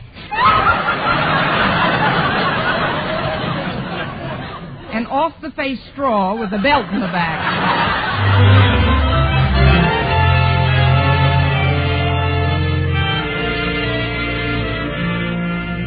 And to the girl I'm taking to the Easter parade. And now, folks, before we have lunch, let's all join in the grand egg hunt. Will you explain the rules, Connie? I'll be glad to, Mrs. Davis. What are they? I think I know, Miss Brooks. We all hunt through the house for the eggs, and as we find them, we bring them to Mrs. Davis, who marks our names down on a piece of paper. That's right, Walter. Then the one who finds the most eggs gets the prize. Isn't that correct, Daddy? If I find any eggs, I'm going to eat them. I'm starved. Now then, get ready, everyone. When I say 3, the hunt is on. And remember, I'll be sitting at the kitchen table with a pencil and paper. Ready? 1, 2, 3.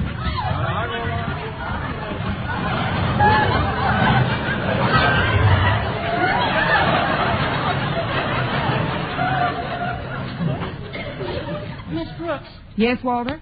Could you give me a hint where some of the eggs might be hidden? Have you tried looking in Miss Enright's bustle? She's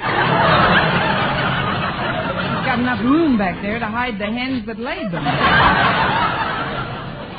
That bustle certainly is a scream.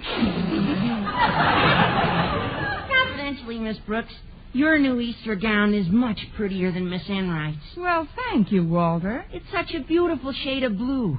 And those pleats are really a smash. And I'm not just talking this way because you're an English teacher and that's a subject which I'm not completely at home in always, and I'm afraid maybe I'll flunk in. Without any such axes to grind, Miss Brooks, you're gorgeous. Keep talking that way, Walter, and you ain't never gonna flunk. I really mean it, Miss Brooks. When Mr. Boynton gets here and sees you in that outfit, I'll bet he jumps right out of his skin. You better not. Miss Enright will jump right into it. I wonder what's keeping Mr. Boynton. He should have been here by now. I gather that from Miss Enright's attitude. Half the morning she's been facing the door in a running position. Well, I'd better join the happy egg hunters. Would you excuse me, Miss Brooks? Certainly, Walter. Good luck. Well, hello, Miss Brooks. I see the egg you're hunting for hasn't rolled in yet. If you're referring to Mr. Boynton, Miss Enright, I'm not a bit worried about missing him. The minute your quarry makes an appearance, I'm sure your bustle will come to a point. Miss Brooks, let's let bygones be bygones, at least for a little while. May I compliment you on your gown? Oh, please do. It's lovely. Well, don't puff up like a powder pigeon. I merely said the gown was lovely. The regrettable fact remains that no matter how lovely the gown we wear, some of us still manage to make it look like the bag it came in. That does it. You have just bygones your last bygone. You're just full of bon mots, aren't you? Oh, that last gem just killed me. Well, you've still got 8 lives to go. Try looking in the back of the house, folks. They must be someplace. What's the trouble, Mrs. Davis? Oh, they've only found half of a dozen eggs I hid, Connie. They can't seem to find any of the others. Not even Plum and Abner, the 2 I hid together. Oh, well, why don't you give them some hints, Mrs. Davis? I can't. I forget where I hid them. They'll just have to go on hunting. I, for one, shall hunt no more. Where's my lunch, Margaret? It's buffet style today, Osgood. Why don't you and the children just go right ahead and get started? Splendid. Harriet, Walter, let's tie on the feed bag. Miss Brooks? No, thanks. Miss Enright, why don't you join Mr. Conklin and the kids? I'm sure they'll miss you more than I would. No, thanks, dear. I'll just stay right here. I wish Mr. Boynton would show up. I'm getting a little tired of peering out the window. I think I'll just sit down here facing the door. What's the matter, Connie? I just found Lum and Abner.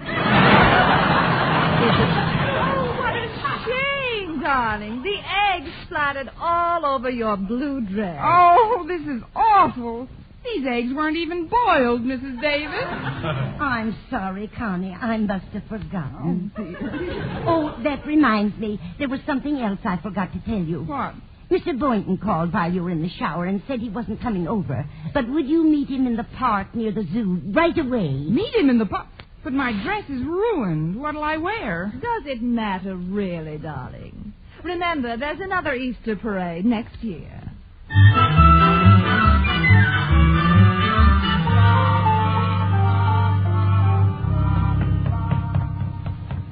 I'm sorry I'm late, Mr. Boynton, but Mrs. Davis didn't give me your message until a few minutes ago. Well, that's all right, Miss Brooks. We got the whole day ahead of us. You see, the reason I didn't come to the house was, well, I knew everyone would be all dressed up, and frankly, I was a little self-conscious about my appearance. Your appearance? You should have seen what happened to me. No, you shouldn't have. Well, here I am. And you look wonderful, Miss Brooks. I know you work most of the time, but like I told Mrs. Davis yesterday, that week away from school did you a lot of good. Mrs. Davis? You saw Mrs. Davis yesterday? Oh, yes, she dropped by while she was shopping. Just a little social call, you understand. I understand a lot of things now, Mr. Boynton. I know I've been pretty reticent in the past, but today I want to tell you something that comes from the bottom of my heart. Yes, Mr. Boynton? To me, you're just the grandest lady in the Easter parade. That new black suit with the green trim is a knockout. A knockout? You know, I think you mean that. Mr. Boynton, may I tell you something? What's that, Miss Brooks? You're the grandest Easter bunny that ever wore a brown herringbone suit. Eve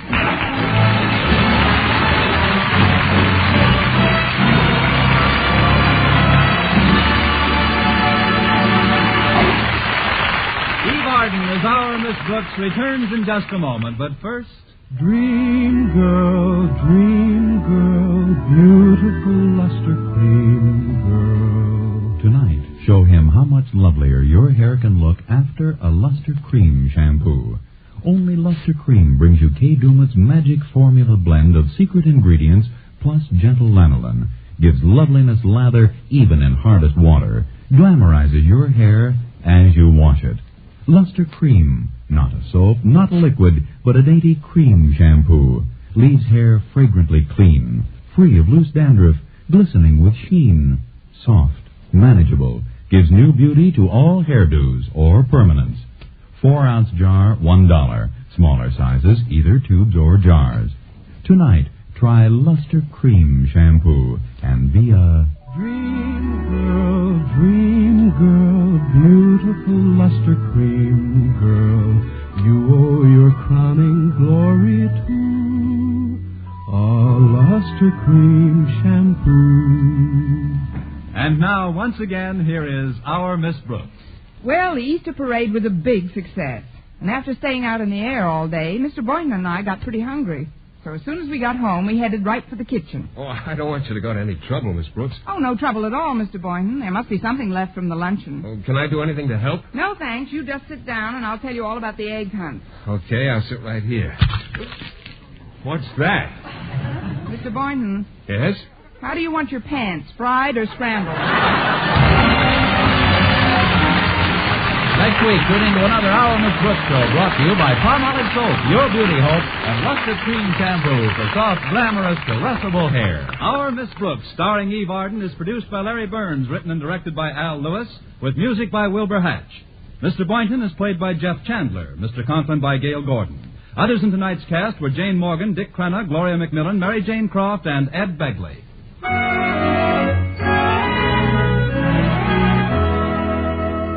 Here's good shaving news. 3 men out of every 4 can get more comfortable actually smoother shaves with Palmolive Brushless Shaving Cream. This is not just a claim. Here's the proof. 1,297 men tried the Palmolive Brushless way to shave described on the tube. And no matter how they shaved before, 3 men out of every 4 got more comfortable, actually smoother shaves. Try Palmolive Brushless yourself. See if you don't get more comfortable, actually smoother shaves the proved Palmolive Brushless way. For mystery liberally sprinkled with laughs, listen to Mr. and Mrs. North, the exciting, fun-packed adventures of an amateur detective and his beautiful wife. Tune in Tuesday evenings over most of these same stations. And be with us again next week at this same time for another comedy episode of Our Miss Brooks. Bob Lamont speaking. Now stay tuned for Welcome Back Baseball, which follows over most of these same stations. This is CBS, the Columbia Broadcasting System.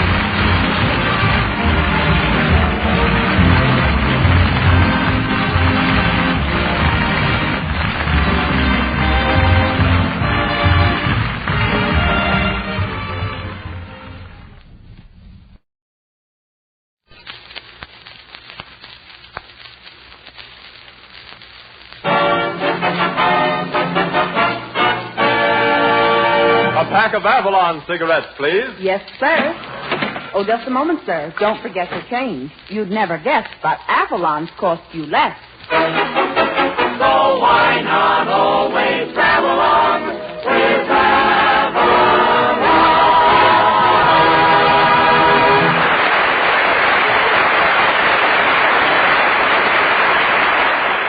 Good evening, friends. Good evening. This is Del King saying welcome to Avalon Time with Kurt Massey, Edna Stillwell, Jeanette, the Avalon Chorus, Bob Strong and his orchestra, and Red Skelton. The orchestra opens the program with The Ladies in Love with You.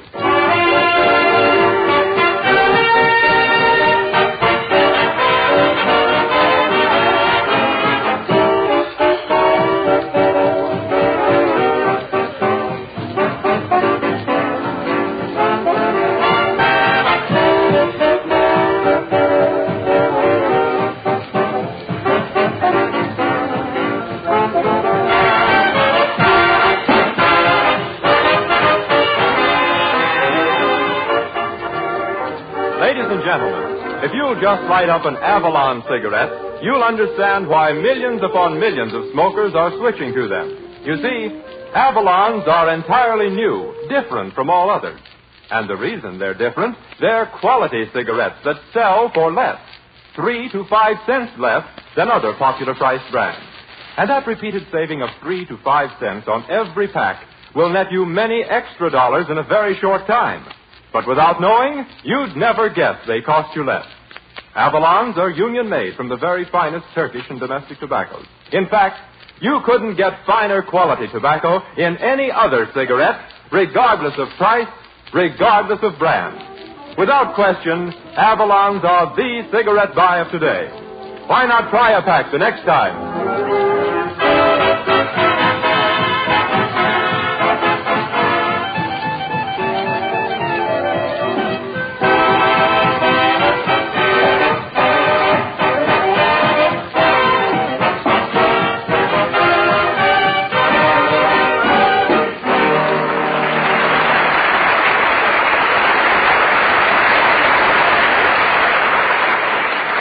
And now we present the only man in radio whose name appears on the first page of Who's Through, Red Skelton.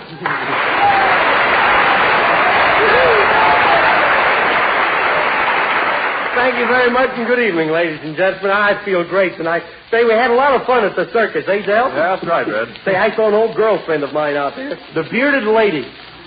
Look at that. I bought her some flowers, and I bought her some candy and some razor blades.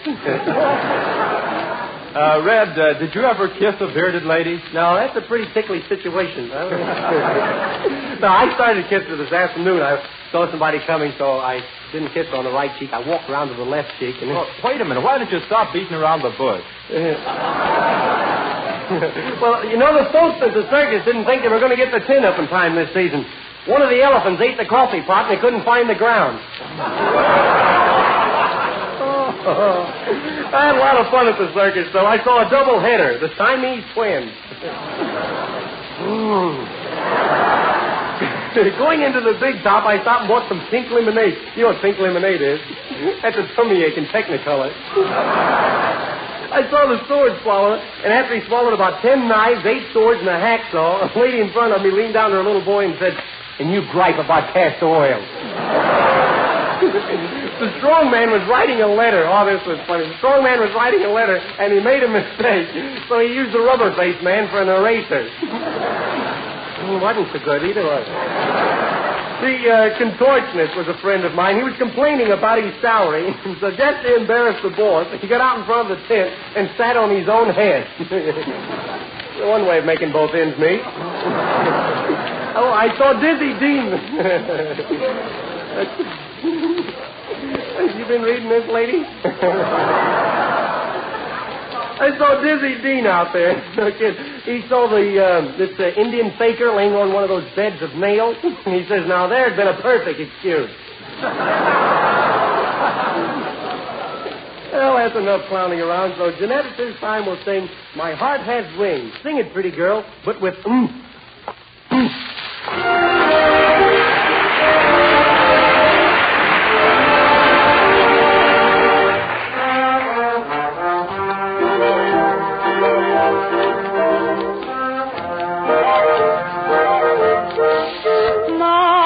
heart has wings, I fly to arms so tender, to you in sweet surrender I cling. My heart has wings, with your only I feel just like a robin in spring. I dim the light and dream of you each night. It's thrilling when you hold me tight. My glad heart sings, I'm flying high in heaven because my heart has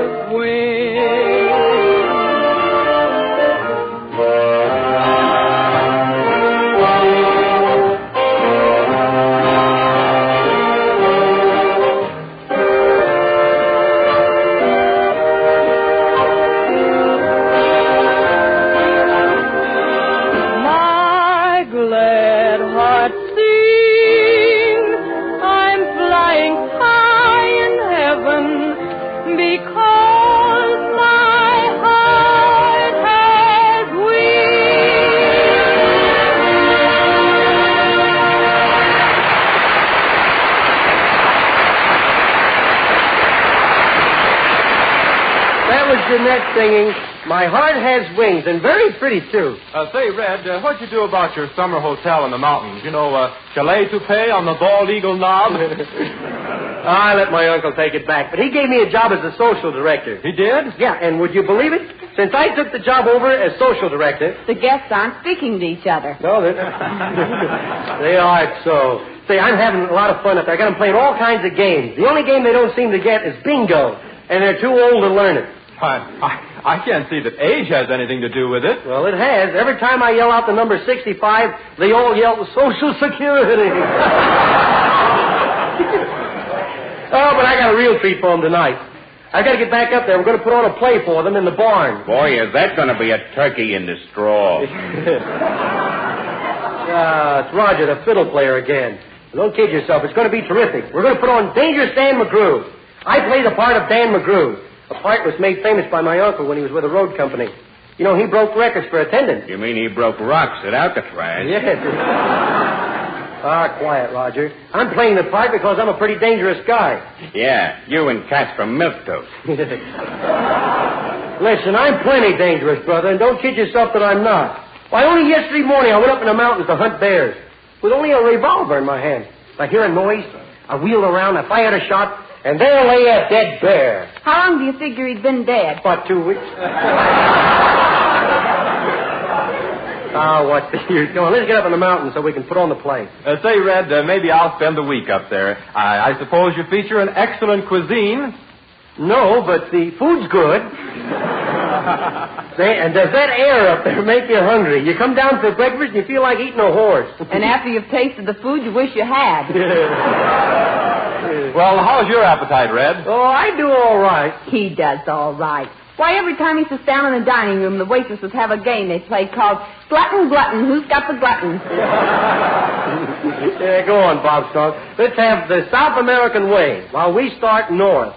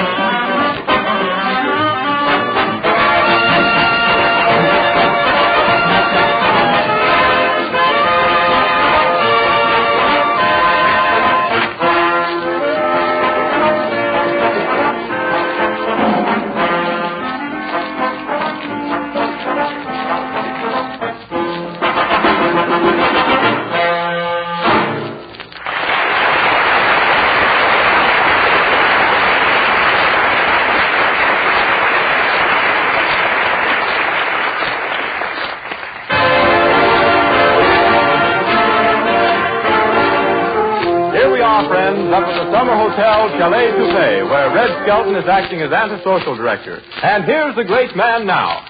Well, greetings, everybody. I'm glad to see so many of you gathered here in the Screwball Room. Now for our play, The Shooting of Dan McGrew. I'm going to play the part of Dan McGrew. And, of course, I get shot in the end. Okay, Del, you lay the scene, I'll lay the edge.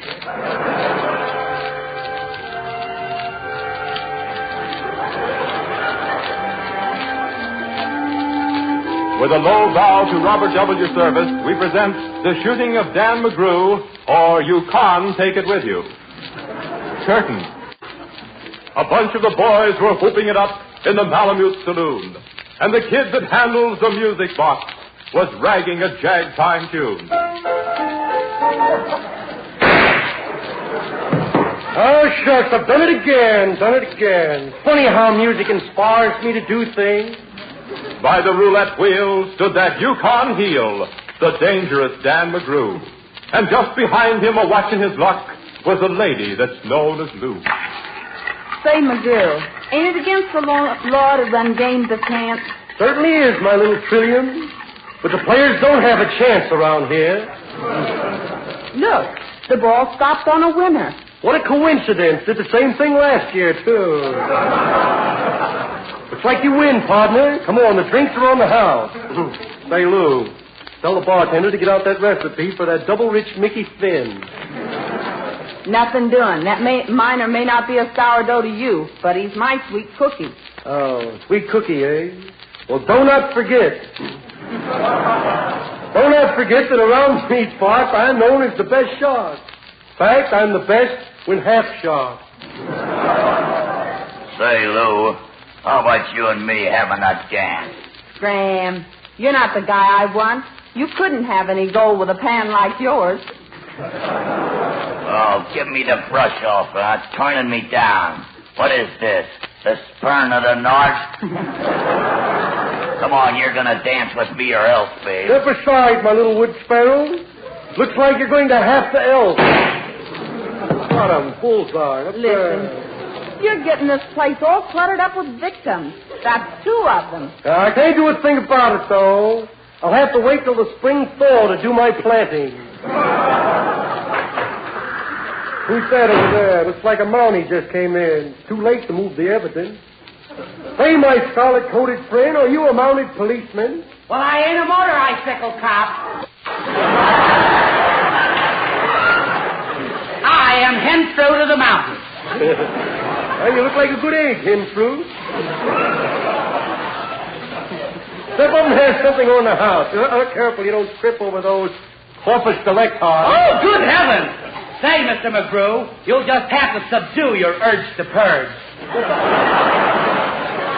Think nothing of it, my red-coated friend. That's nothing but the face on the barroom floor. But there's 2 of them. Yes, I know. My goodness sake, don't tell me you've gone in for double features.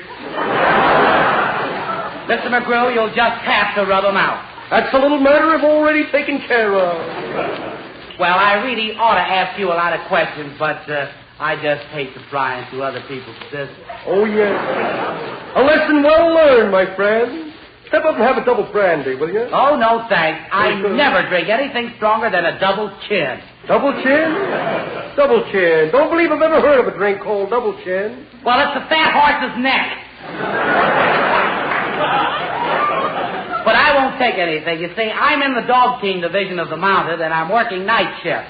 And by the time I go off duty at 1/2 April or 1/4 to May, I just know I'm going to have Arctic circles under my eyes.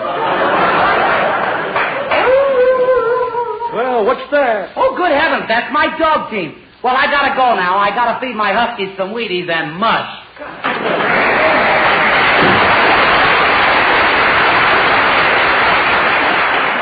Good old Mountie. He'd look good in my trophy room. I've always wanted a mounted policeman. Better take that, Lou. Oh. Good evening. This is McGrew's Booze. What can I do for you? What? You want to buy a big gold claim? Well, we have none for sale right now. But I tell you, we don't have any gold mines for sale. Yes. Yes. Yes, we have no bonanzas.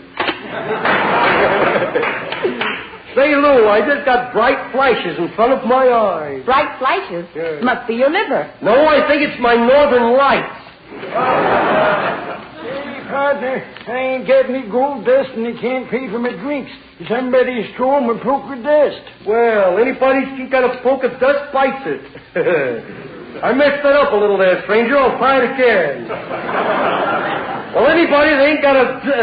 let it go. I messed it again. Anybody ain't got the dust around here, bites it. I got it. Here it comes. Well, an empty chamber. Death takes a holiday. Hey, McGrew, I'm bringing in another poker dust, and next time I come in... There's no credit here, my friend. I'm going to maul you with both my bare hands. Oh, I guess I better not either. I'll let you bring in the gold dust. A poke in the till's better than 2 in the puss. You hear that, Lou? A poke in the till's worth 2 in the puss. It ain't funny, McGrew. Oh, there. Then out of the night it was 50 below, and into the din and the glare there stumbled a miner, fresh from the creeks, dog dirty and loaded for bear. Just a minute. Well, cut off my hair and call me Baldy, if it ain't Saint Stan McGrew. Well, Professor McGraw, you look like the 6 fellas of Yukon. Pooh, McGrew. The ragtime kid had cashed in his chips. There was no one else on the stool, so the stranger stumbled across the room and flopped down there like a fool. Don't be ridiculous. How else could I do it? In a buckskin shirt that was glazed with dirt, he sat, and I saw him sway, and he clutched the keys with his talon hands. My gosh, but that man could play.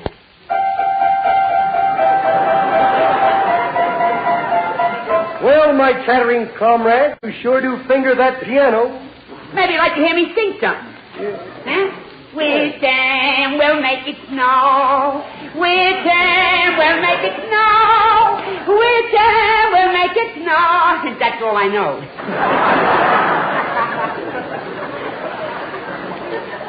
Say, Professor, would you care to tee off a little African golf, would you? No, but I might play a game of poker if you let me deal so I won't get lost in the shuffle. I always play a straight game, partner. I even mark my own cards. Here's a fresh steak I just got out of the ice box. Don't touch them, I'll deal them myself. Here you are. Let's see. There's 5 cards for you and 5 for me. Pretty little things, aren't they? Only 5 cards? Oh, I'm so sorry. I thought I was dealing. Look at these cards. I bet 100. I'll raise you 100. I bet 1,000. I'll raise you 1,000. I bet 1,000,000. I'll raise you 1,000,000. I better shut up. All right, I'll call you. That's fine. I win. Just a minute, and I got a royal flush. What have you got? 2 pairs. Jacks and 6 shooters. Boy, you sure are lucky. But now it's my turn to deal. Shuffle them thick, shuffle them thin, deal them careful, then I'll win. There, bet 1,000,000. I call. I got a king high straight. What do you got? Oh, let's see. I got king, queen, jack, 10, 9, 8, 7, 6, 5, 4, 3, 2, 1. You mean you got 13 cards? Right, what's the matter? You superstitious or something? So I'm not taking a pot. You wouldn't dare. That would be dishonest, my little chum. Are you accusing me of cheating or something? Are you trying to say that I'm a crook or something? Why, this whole thing is unconstitutional. Why, the 2 trips I take, it's going to knock you don't get excited. I'm excited. Who excited? I'm not excited. Now, put that gun down. Put it down right away, I ducked my head and the lights went out. 2 guns blazed in the dark.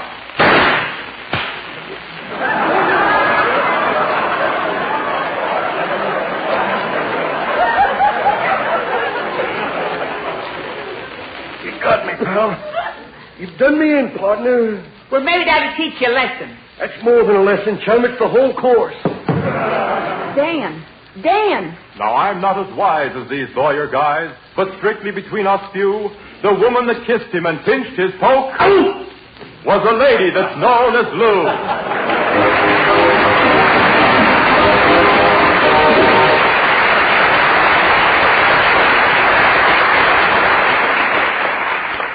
There's a right pretty song that came out lately, friends. It's called My Last Goodbye.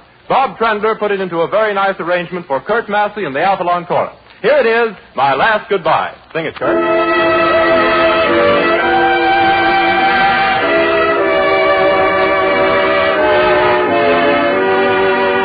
I smiled, so did you, but somehow we knew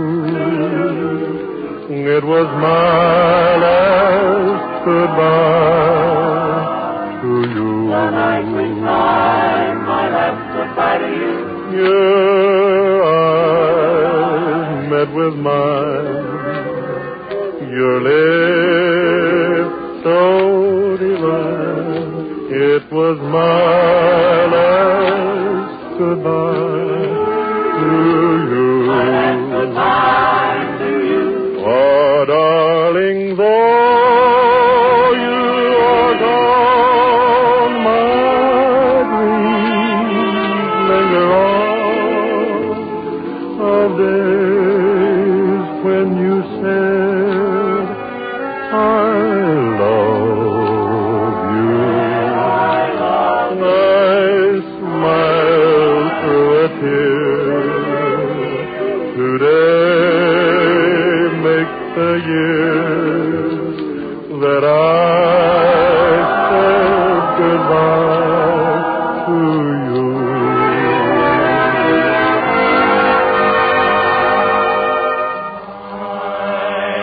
Smile, so did you, but somehow it seemed it was my last goodbye to you.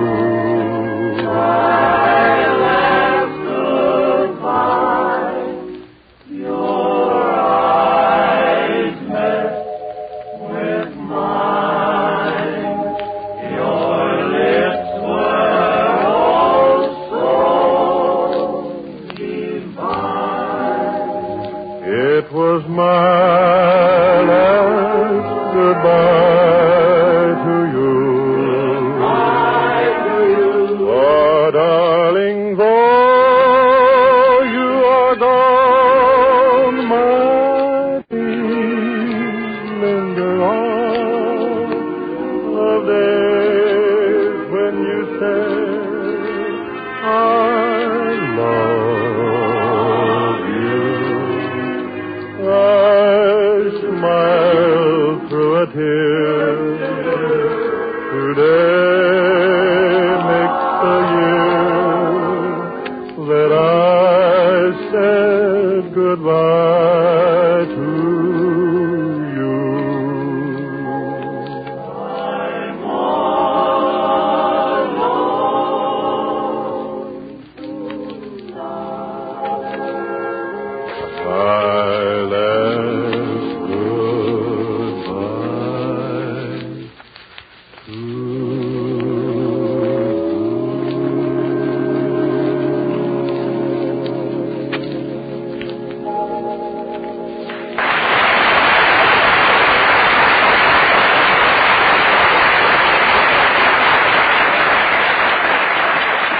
Ladies and gentlemen, ask any jitterbug what he thinks about Avalon cigarettes, and he'll reply... Rockin', rollin', jammin', jivin', boy. In that groove? Yeah, man, that's Avalon.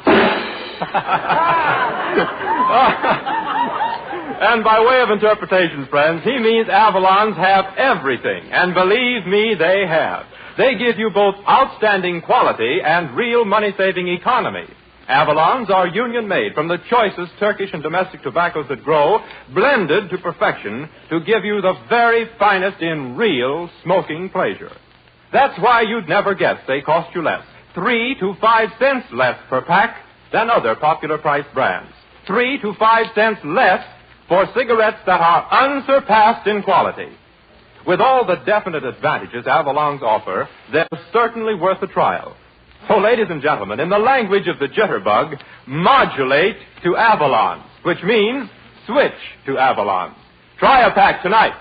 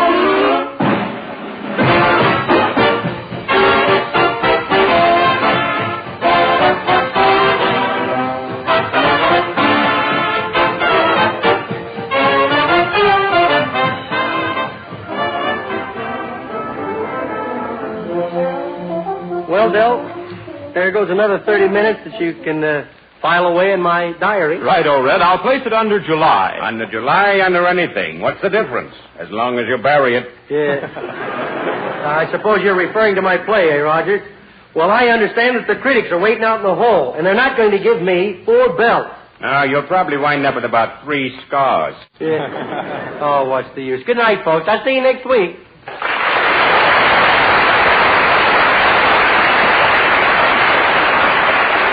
Remember, friends, during the week when you ask for Avalon, don't forget your change. So why not always travel on with Avalon? yes, you'd never guess, but Avalons cost only 10 cents plus city or state tax. Be with us next Saturday evening at the same time when the Brown and Williamson Tobacco Corporation will again present Avalon Time. Del King speaking. Good night.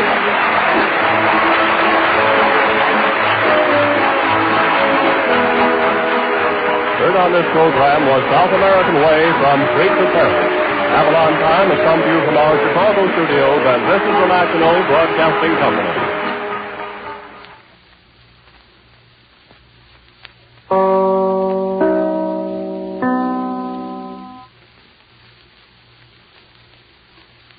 WEAF, New York. Night. Ladies and gentlemen, the secret word tonight is door. D-O-O-R. Really? You bet your life.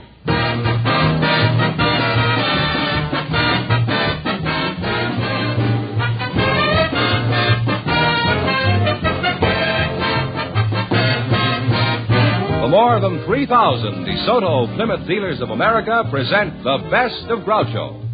Yes, friends, it's a Groucho summertime. By popular demand from your letters, from rating histories, and the acclaim of critics, the DeSoto Plymouth Dealers bring you selected shows from You Bet Your Life, the comedy quiz series produced and transcribed from Hollywood. Groucho Marx is on vacation, friends, and will return in the fall. Until then, it's fun and laughs each week this summer as we proudly present some of the best of Groucho's past shows. And here he is, the one, the only... Groucho! That's me, Groucho Marx.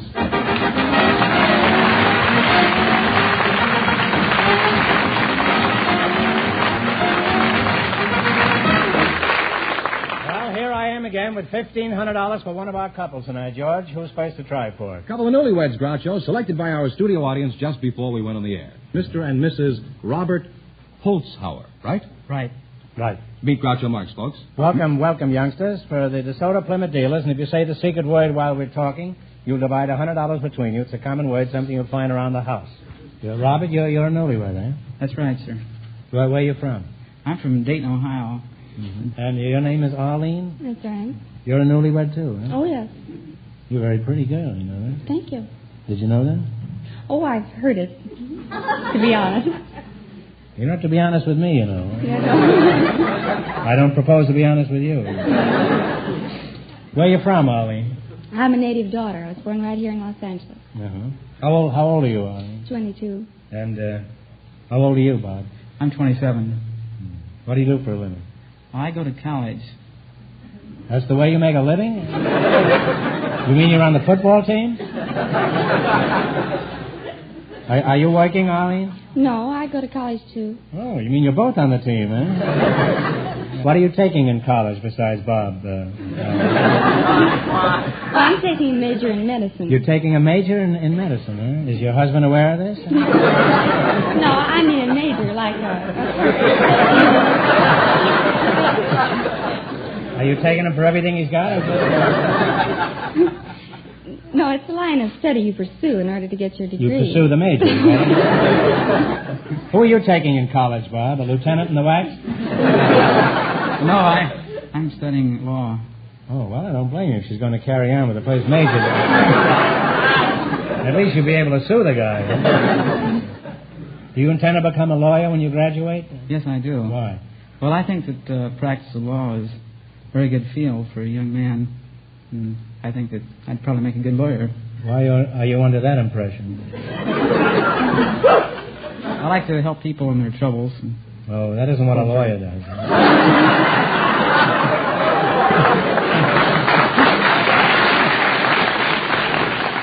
What do they teach in law school besides ambulance chasing and jury bribing? We don't learn that in law school. You don't, huh? No. Well, then you won't get any of my business, huh?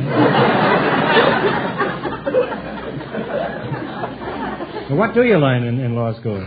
Well, we study several courses as evidence and criminal procedure and domestic relations. Don't you learn any legal terms? Let me hear you talk like a lawyer. I mean, give me some shyster talk. We don't talk shyster. I can give you some terms such as I like a lawyer that gets disbarred quickly. Huh? You have terms like what? Well, there's habeas corpus and Nolo Contender. Nola Contender. You knew her well, eh? No, Nolo A little Spanish girl. Well, I wonder where she is tonight. Well, Nolo Contender actually means that there's... What does it mean? It means there's no fight, there's no contest. That's Nola, all right.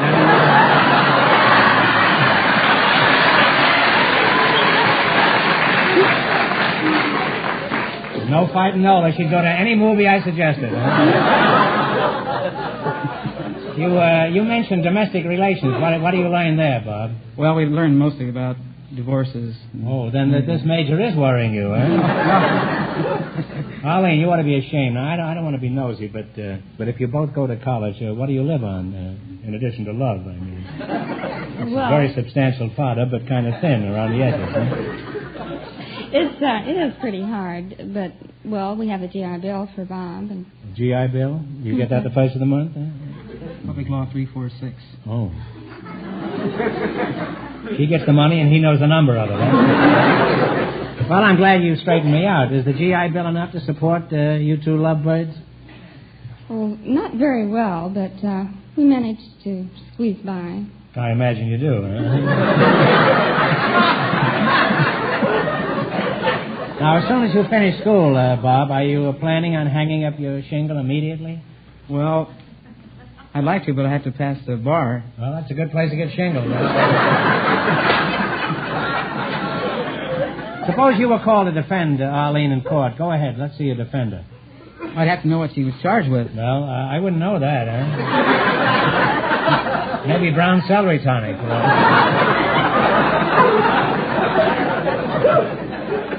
How long did you say you've been married? We've been married now about a month. Would you say that Bob is a perfect husband, Arlene? Well, yes, he is. Suppose he told you he had to stay after school some night, and the next day your best friend told you she saw him dancing to Charleston with a dazzling redhead at Ciro's. What would you say to that? I'd say that couldn't be my husband. Why not? He's a man, isn't he? Yes, but he doesn't dance to Charleston.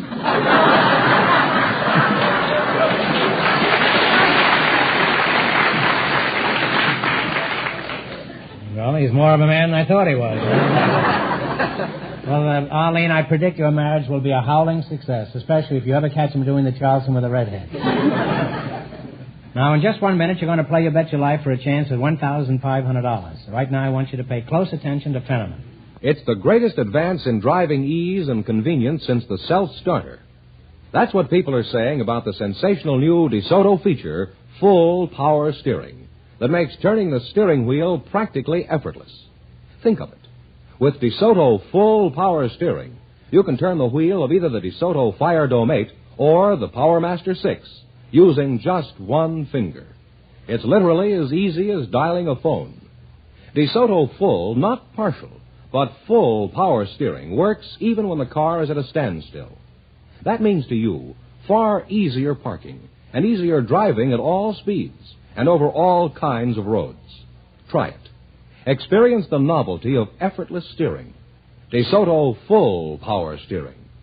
Tomorrow, visit your DeSoto Plymouth dealers and ask to take the 5-mile trial in either the mighty DeSoto Fire Dome 8 with the new 160-horsepower V8 engine or the handsome DeSoto Power Master 6. And remember, all dealers who sell DeSoto also sell Plymouth, the low-priced car most like high-priced cars.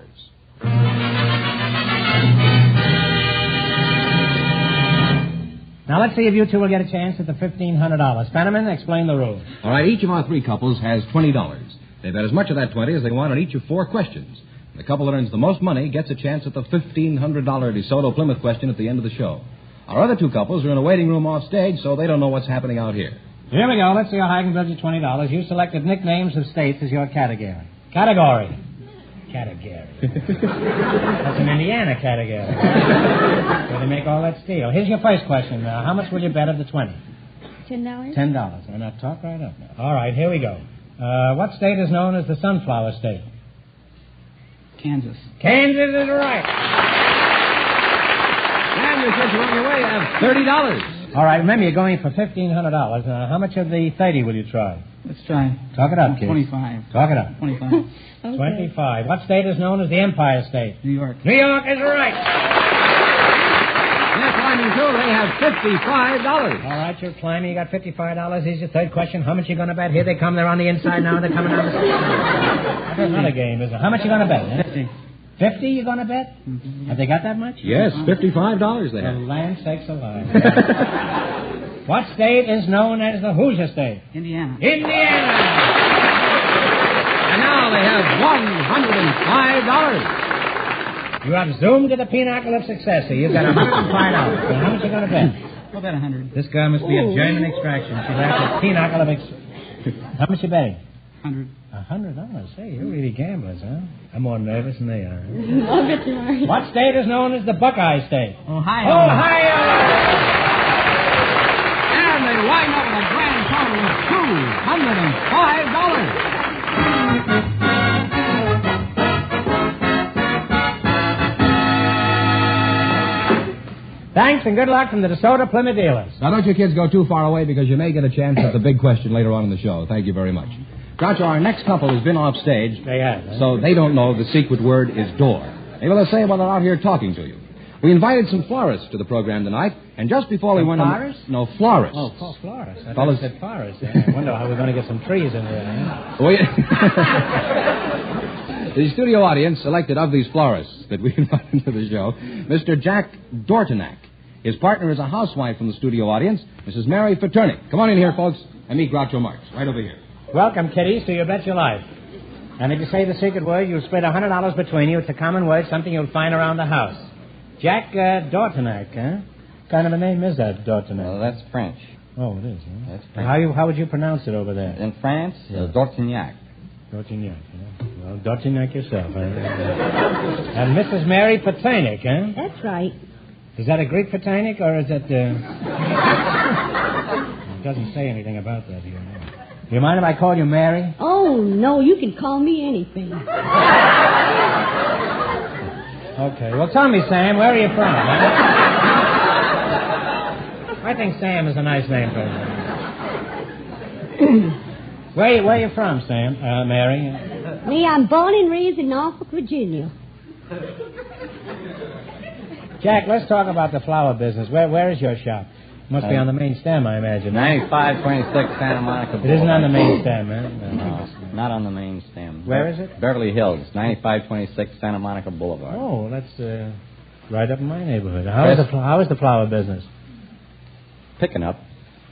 Well, I'm sorry to hear that. I was hoping you'd say business was bad so I could say the flower business has gone to pot. I didn't do much better with that than I did with the main stem. Now, let's try it once more. How is the flower business? Well, it could be better. Well, I'm sorry to hear your business is going to pot. Huh?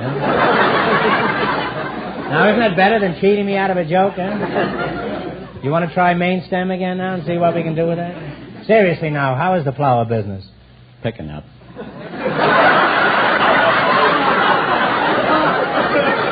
Oh, no, we're not going to go through that again. Does your husband ever bring you flowers, Mary? Oh, no, I'm allergic to flowers. I sneeze. I can't stand flowers. Now, what about the flowers on your hat if you're allergic to flowers? Well, these are phony. Don't pay no attention to these. Jack, what's the most popular flower? Roses. Well, why is that, Jack? Well, I guess because red roses denote love, and yellow roses jealousy, white roses purity. I see. Did you know roses were green? I've never seen any green ones. Well,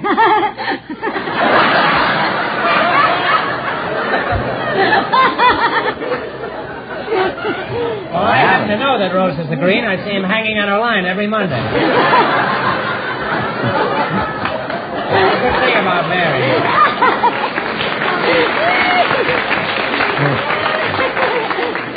You know, it's comforting to have Mary on the show. She laughs before every joke. Well, that's a nice attitude. What about you, Mary? Anything embarrassing ever happened to you in addition to that hat? I have a pretty sad one. I don't know how sad it was, but I happened to be on a crowded streetcar, and I couldn't hardly get in the door myself.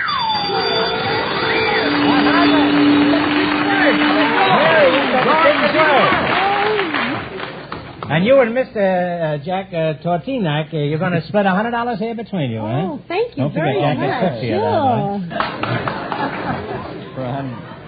Now, what happened to you, Mary? You were trying to squeeze through a door and you got yourself $50. I got my seat on a streetcar, and there was a lady, and there was a little boy hanging onto a skirt.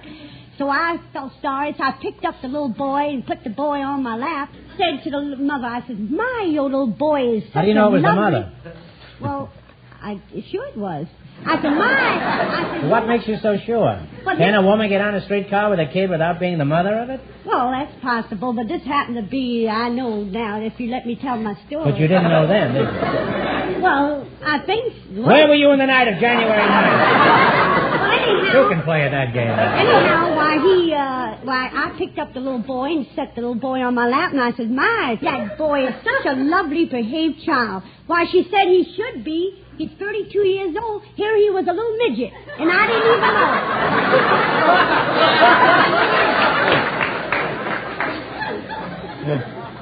Well, at least you got him on for half fare. Mary, that's a very cute little story. Now, tell us another one, huh? Oh, I want to tell you about the hat. Now, you ain't heard nothing yet. I can believe that, huh? No, but really, one of my girlfriends died, you see, and you know... That's pretty funny, huh? That was a good joke on her, too. I happened to have this flower hat on, you know, so I rushed to the store and I bought an all-black hat, and I happened to be at the funeral parlor, and I put this hat on a chair, and someone accidentally put it on the coffin. And I had to go to the undertaker and take my hat. Now I got my hat back.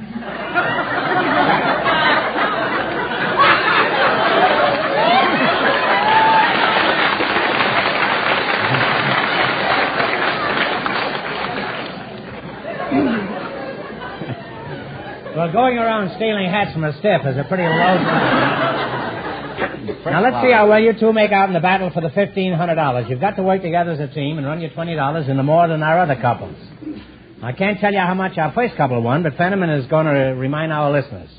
The newlyweds won $205. Let's see how high I can build you $20. You select the sections of cities of the world. Is that right? Now, you have $20. Here's your first question. How much of the 20 will you try? Talk up, kids. How much? $5. $5. All right. In what city do you find the Back Bay region? Back Bay region. Boston? Boston is right. And they're on the way. They have $25. Remember, you're going for $1,500. Now, how much of the 25 will you try? 15. 15, okay. In what city do you find the left bank?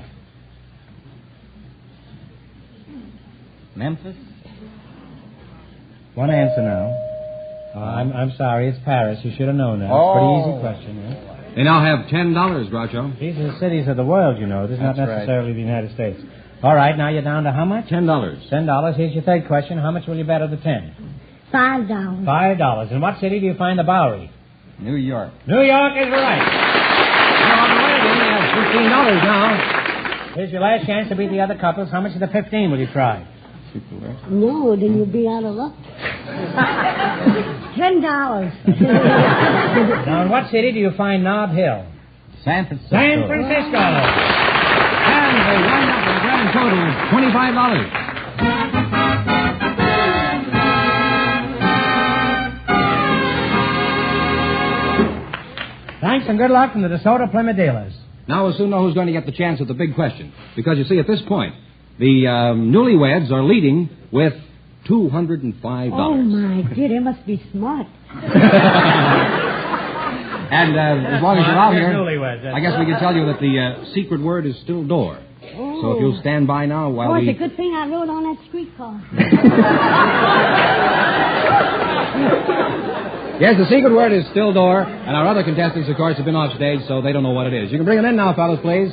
We invited some veterans of the Spanish-American War to the show tonight, and also some American Army draftees of this war. I'd like you now, Groucho, to meet Clyde Black and Roosevelt Gray.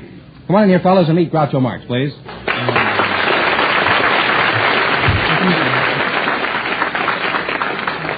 Welcome, kids, to You Bet Your Life. And if you say the secret word, you'll divide $100 in cash. It's a common word, something you'll find around the house. Spanish-American War vet, Clyde Black, eh? And a drafty. You're the drafty. Huh? That's right. Clyde Black, aren't you pretty old to be drafted? I was in the Spanish-American War. That was 52 years ago. How old are you now? 72. 72. Well, you're a fine-looking man.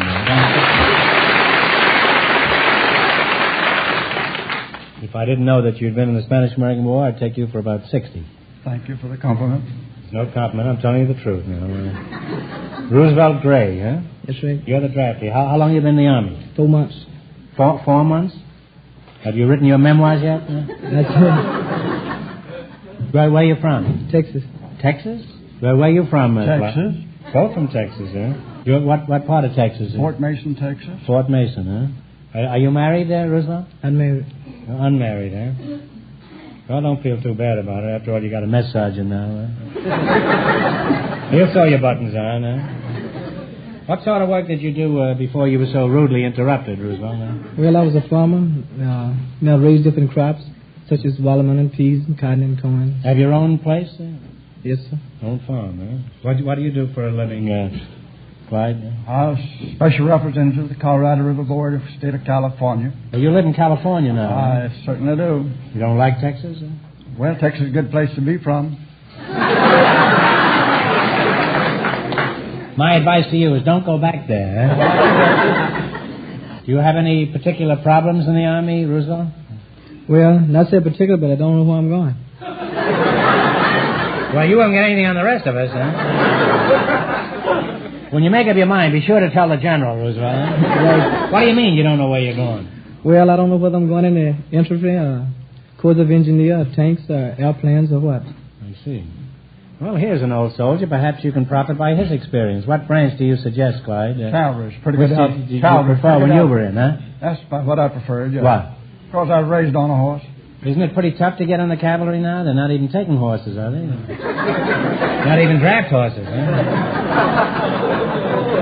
They're not even drafting draft horses. What made you decide to enter the Army, Roosevelt? Well, the draft board.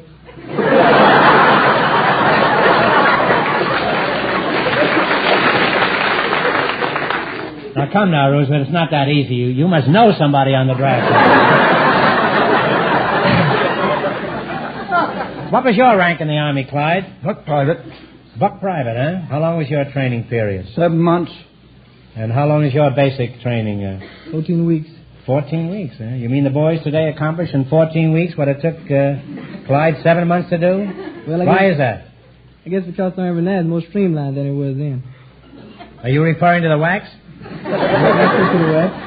How were the wax in your day, Clyde? No wax. No wax, huh? How come? Because no woman was allowed in 40 miles of Army camp.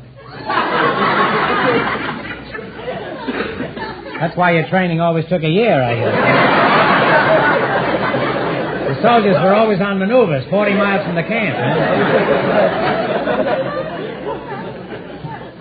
You mean they were like going to the library and reading newspapers? Is that what they used to do? What did you fellows do when you come into town on a weekend pass? Roosevelt? Huh? Well, I guess the same as what soldiers did back in the Spanish-American War. You mean you two go 40 miles to a public library? They're just crazy about reading and literature these days. What is your rank in the Army, Roosevelt? Private. Well, what is your ambition? What would you like to be? A civilian.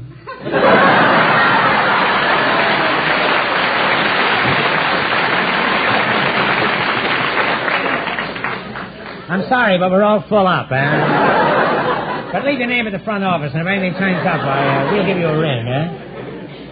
Well, if you're the type the Army's taking, I'd say our future is in pretty safe hands, Roosevelt.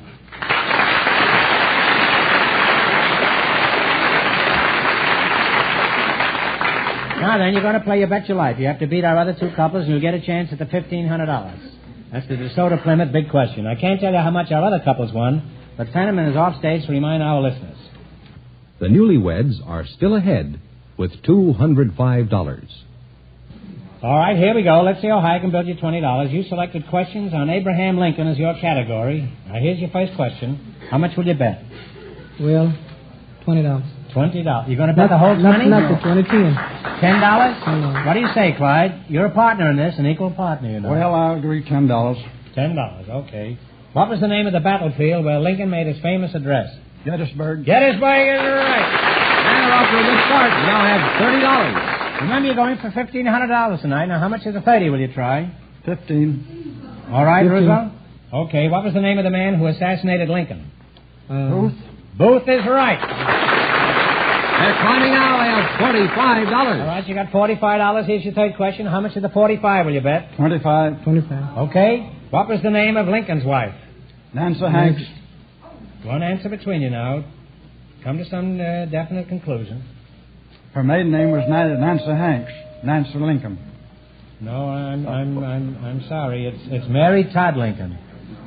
Oh, I thought mother. I think I didn't hear that. Well, that's a shame. They've dropped to $20 now, Groucho. Well, you're still on the run. You got $20. Here's your last chance to beat the other couples. How much of the 20 will you go for? 15. 15? Okay, Clyde? Okay. All right. Lincoln first gained national prominence as a senatorial candidate from what state? Illinois. Illinois is correct. And they wind up with $35. And that means the newlyweds, with $205, get the chance at the DeSoto Plymouth $1,500 question.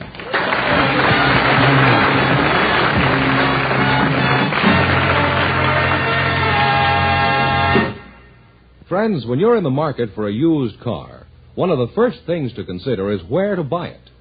The reputation and experience of the dealer is very important to assure you of a good value. You'll find your DeSoto Plymouth dealer is a good man to do business with. He has a wide selection of popular makes and models to choose from. And when you buy from him, you can count on getting a reliable used car that'll give you plenty of top service. You see, a DeSoto Plymouth dealer has a reputation to uphold, a reputation for fair and square dealing. So, for a good used car at a fair price and easy terms, be sure to visit your DeSoto Plymouth dealers.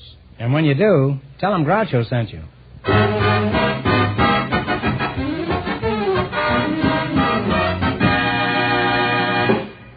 And here comes the winning couple, the newlyweds, all ready for their chance at the $1,500 question, Groucho. Well, here you are, kids, the newlyweds, and this will give you a nice nest egg if you win this. Huh? All right, here we go for $1,500. I'll give you 15 seconds to decide on a single answer between you, so think carefully, and please, no help in the audience. Here it is. Ready? History books aren't always accurate. Remember that and tell me, on what hill was the Battle of Bunker Hill actually fought?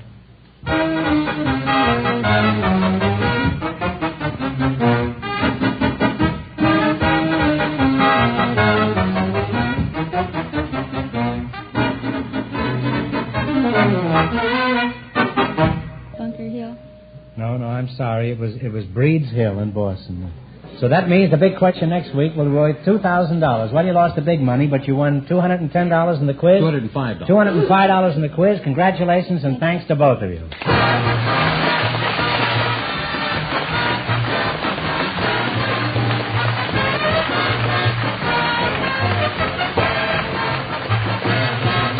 Be sure to tune in again next Wednesday night at this same time for the Best of Groucho from the You Bet Your Life series. Don't miss the Best of Groucho on television, too.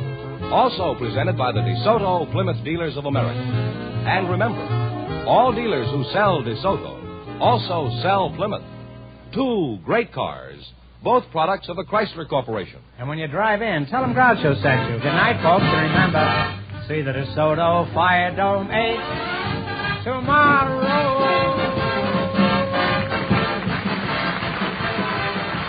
Folks, here's a reminder from the National Safety Council.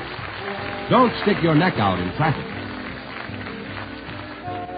You Bet Your Life, transcribed from Hollywood, is produced by John Goodell, directed by Robert Dwan and Bernie Smith, music by Jerry Fielding. This is George Fenneman signing off for the more than 3,000 DeSoto Plymouth dealers from coast to coast.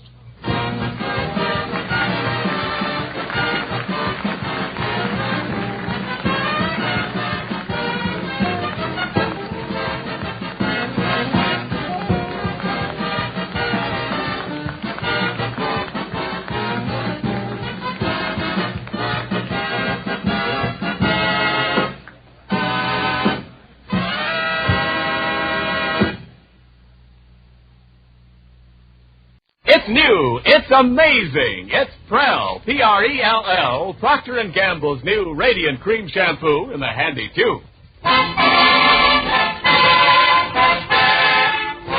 Prell brings you The Life of Riley.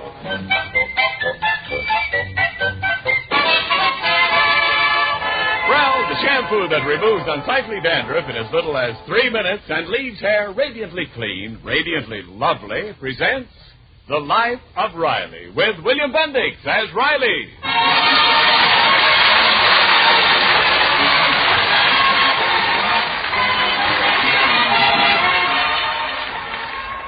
Jester A. Riley and his wife Peg are a normal married couple. They love and respect one another, but being human, they occasionally have their little differences. It usually takes two to make a quarrel, but in this case, it takes one. Riley. Let's listen as Riley and his wife are having a little skirmish in the living room of their California bungalow. Well, all I say is, why are you so lazy? Once in a blue moon, why can't we dress up and go out? Now, Peg, stop making up things. When did we ever go out without being dressed? You know what I mean. I mean go out formal to a nice restaurant where we can dance. Dancing? Ain't you a little old? Old? Who's old? Me. Anyway, you know I don't like dancing. Sure, now you don't like dancing. But before we were married, you took me out every Saturday night to a restaurant. All you wanted to do was dance. Well, that was different. That was wintertime, and it was cold there in Brooklyn. I only danced with you to keep warm. Well, maybe you should have married a radiator. I'm getting a little fed up sitting home night after night. Well, I'd take you out, Peg. 3 weeks ago, didn't I take you to Ocean Park to play bingo? Bingo. Even Babs and Junior were saying how you never budge out of the house unless there's a fire in the neighborhood. We never go anyplace interesting. How can you say that? All during the war, didn't I take you every single month down to the blood bank? Well, what of it? Don't you call it interesting to watch them drain the blood out of my veins? I don't know what you women want. Oh, Riley. Sometimes I don't know why I ever married you. Ah, she don't know. You married me because I was unresistible. You think you're smart. I slave all day cooking your meals and cleaning up the house after you. And I ask you for a little pleasure. Oh, now, Dumpling, now, come on. Now, dry those tears. Where's your handkerchief? I don't know. Here, darling, here's a blotter.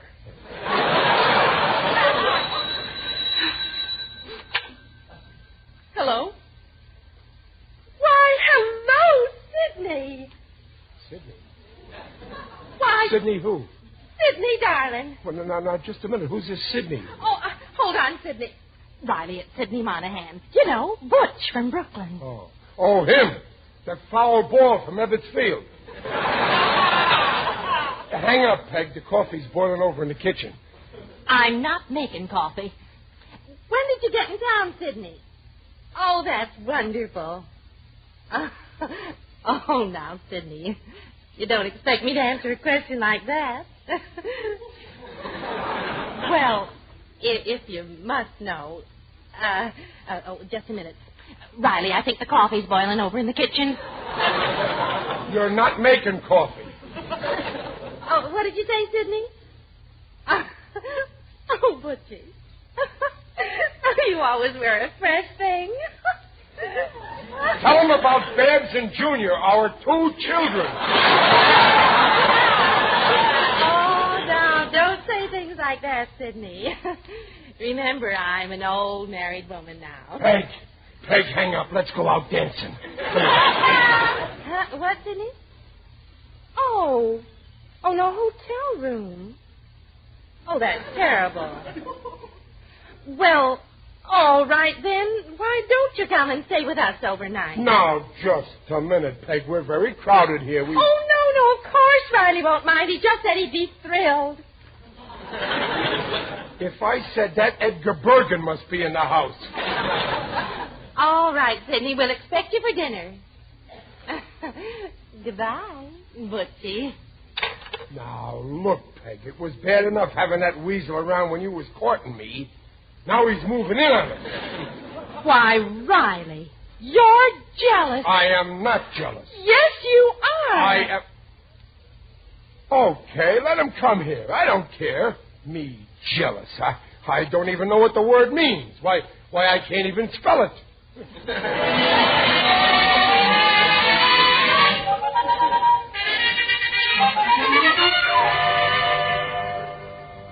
Hey, Mom, there's a cab outside. I guess it's him. All right. Don't shout. Riley, Sidney Monahan's outside. Should have sprayed the house with DDT. Oh, Mother, I bet you're all excited meeting an old flame. Oh, don't be silly, Babs. How do I look, Riley? How do I look? You look good. You look good. You look too good. He's coming up the walk now. Chiseler. That's right. Run up our electric bill. Well, I'll let him in. Why, hello, Sidney. It's so good to see you again. Well, if it isn't my little Peggy Pie. And Riley. How's about a little kiss for old time's sake? We was never that friendly, Monohan. Let's just shake hands. Same old Riley, always kidding. You know I meant the little woman. Oh, go on with you, Sidney. Let me look at you. Wonderful, great, the same little Peggy. Nothing has changed. Her name was changed. Just remember that, Monohan. Good old Riley, same old gruesome sense of humor. Wait a minute, who's this? Oh, this is our daughter, Babs. How do you do, Mr. Monahan? Beautiful, beautiful, the image of your mother. And who's this little man? That's our boy, Junior. Yeah, hello, Mr. Monahan. Ah, what a good-looking boy. The image of his mother. Remember, Monahan, I got a 50% interest in those kids. Well, Riley, old pal, it sure was swell of you to invite me to stay here. Oh, that's okay, Monahan. When you run a house, you got to expect all sorts of visitors. One day it's ants, the next day it's locusts. Oh, now, just a minute, Riley. I ain't no locust. Well, you would be if you could rub your hind legs together.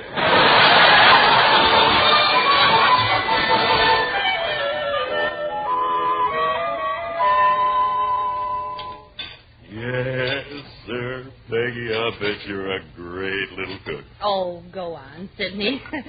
Oh, here, Riley, here's your plate, dear. Well, what's her stuff here? Meatloaf. Meatloaf? Peg, you know I don't like meatloaf. Well, that's all there is. Well, hey, what's in that dish there? That's for Sidney. I had half a chicken left. Chicken? Well, I like chicken. No, you don't, Riley. Well, sure I do. What are you kicking me for? Is it my fault I like chicken? Well, here's your chicken, Sidney. Oh, that's too much for me. Look, why don't you divide it up between Riley and me? Go on now, I insist. Well, all right. Here you are, Sidney. You take the wings. Thanks, Peggy. Here, Riley. This is for you. Thanks. Him she gives the wings. Me she gives the rudder.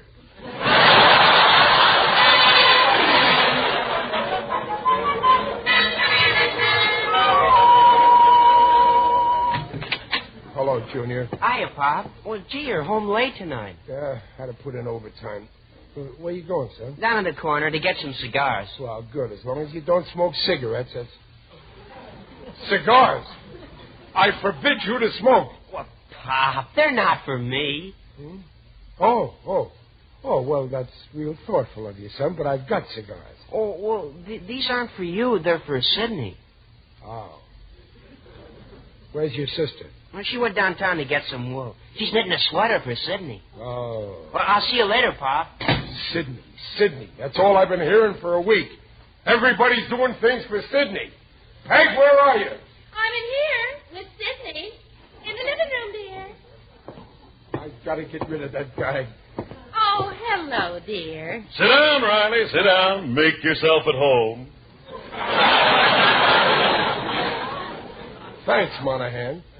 Oh, my, you look awful tired, dear. Yeah, Riley. Pick out a comfortable chair and flop. I already picked one out, but you're sitting in it. Oh, Riley, guess what Sidney and I have been playing? Playing what? Pinochle. Sit down and join us. No. Thanks. I don't feel like playing. Oh, my, you sound sleepy. I'm sleepy. Well, it's time to hit the hay. Too early for me. I'll sit up a while. Okay, good night. Come on, Peg. Oh, I think I'll sit up a while, too. I ain't sleepy. Well, go on. Play Pinochle and deal me in.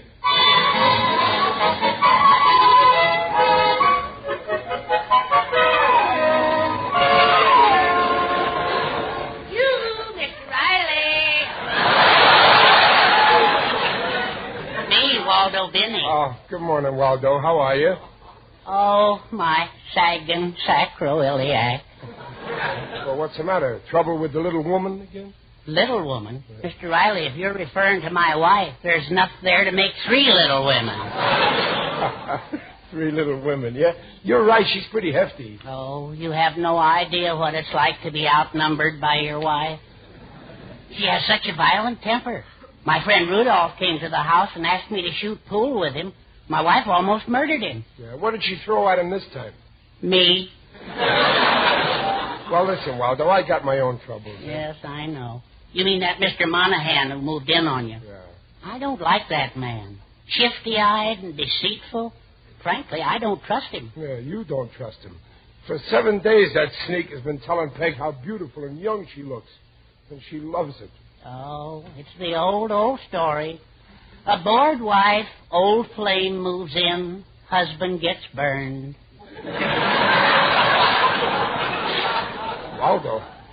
Waldo, you don't think that my Peg would ever stop loving me? Oh, no. Not yet. But I hope for your sake that Monohan leaves soon. Yeah, well, he's going to leave very soon. I'm going right in there and throw him out now. Oh, no, that would be fatal. It would only make a martyr out of him. And women love martyrs. They do, huh? Yeah. Well, maybe I ought to become a martyr. I'll let him throw me out. No, that's no good.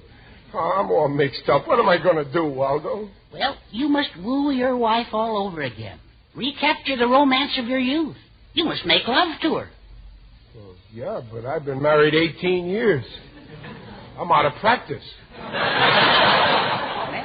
You've just got to force yourself. Now, start off by sending her flowers every day. Call her endearing names. Put your arm around her, and then... Okay, Waldo. I can take it from there. Yes, sir, I'll do it. During the day, I'm Riley the Riveter. But starting tonight, I'm Riley the Romeo.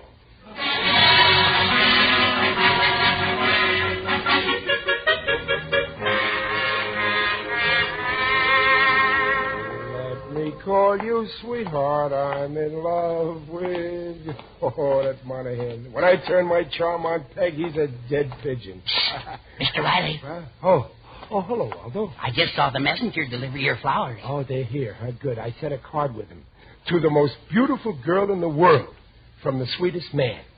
Cute, huh? Oh, that's perfect. My, Mr. Riley. You're all slicked up. Yeah. Haircut, shave. Something smells. That's me. I bought some shaving lotion. Well, isn't it a little strong? Well, yeah, I think so. I put some on my cheeks and my teeth got numb. Well, I'm all ready for the love stuff. So long, Waldo. Here I go. I love you.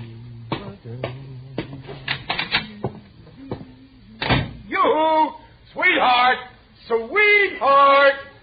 Who is it?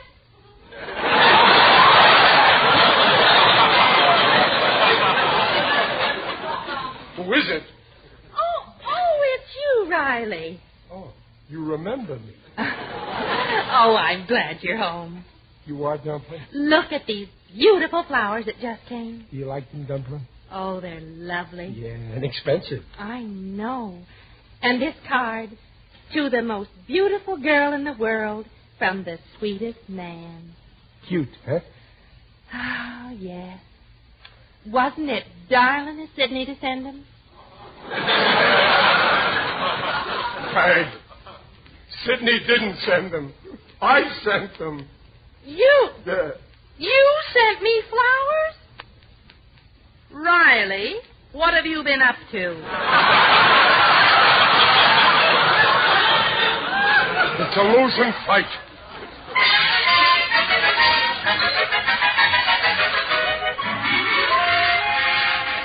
Oh, you're leaving tonight, Sidney? This telegram I just got says I got to be in San Francisco tomorrow. Well, we'll all come down to the station and see y'all. Say, that'd be swell. Look, I'd like to buy Riley a little something to make up for all the bother I've been. Oh, you're staying here didn't bother Riley a bit. I know, he's such a sweet guy. Could have used some nice luggage. Well, yes. Okay, that's it. I'll find some leather goods shop and get him a suitcase. Oh, Sidney, while you're there, would you do me a favor? Mm-hmm. Riley's been wanting a picture of me for a long time, and I finally had one made. Would you pick up a nice leather frame for it? Sure thing. Here it is. Oh, a beautiful picture. I'll put it in my pocket here so I won't forget it. Thanks. Riley'll certainly be surprised when he sees it.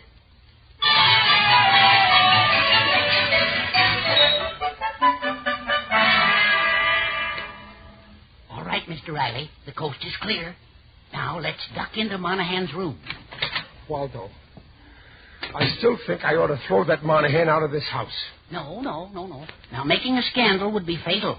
But leaving this threatening note is a much better idea. Yeah, maybe you're right. Let me see it again. Monahan, you've got 1 hour to get out of town or else. Yeah, this'll do it, Waldo. This'll get rid of him.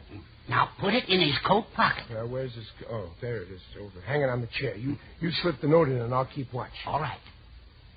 Okay? Not yet. There seems to be something in his pocket. Huh? Oh, my.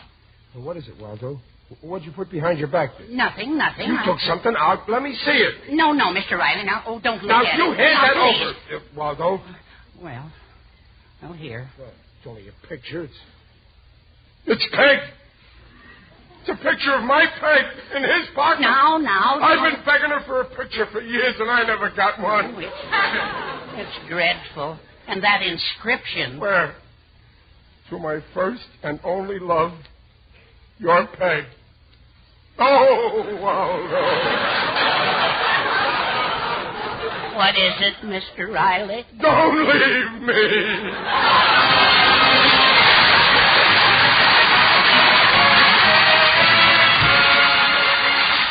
We'll hear the second act of The Life of Riley in a moment. Good news in shampoos is Prell, Procter & Gamble's Radiant Cream Shampoo in the handy tube. Yes, Prell's making shampoo news for two reasons. First, for a more radiant you, it's Prell, because Prell leaves hair far more radiant than old-fashioned soap shampoos. Prell can't leave a dulling soap film.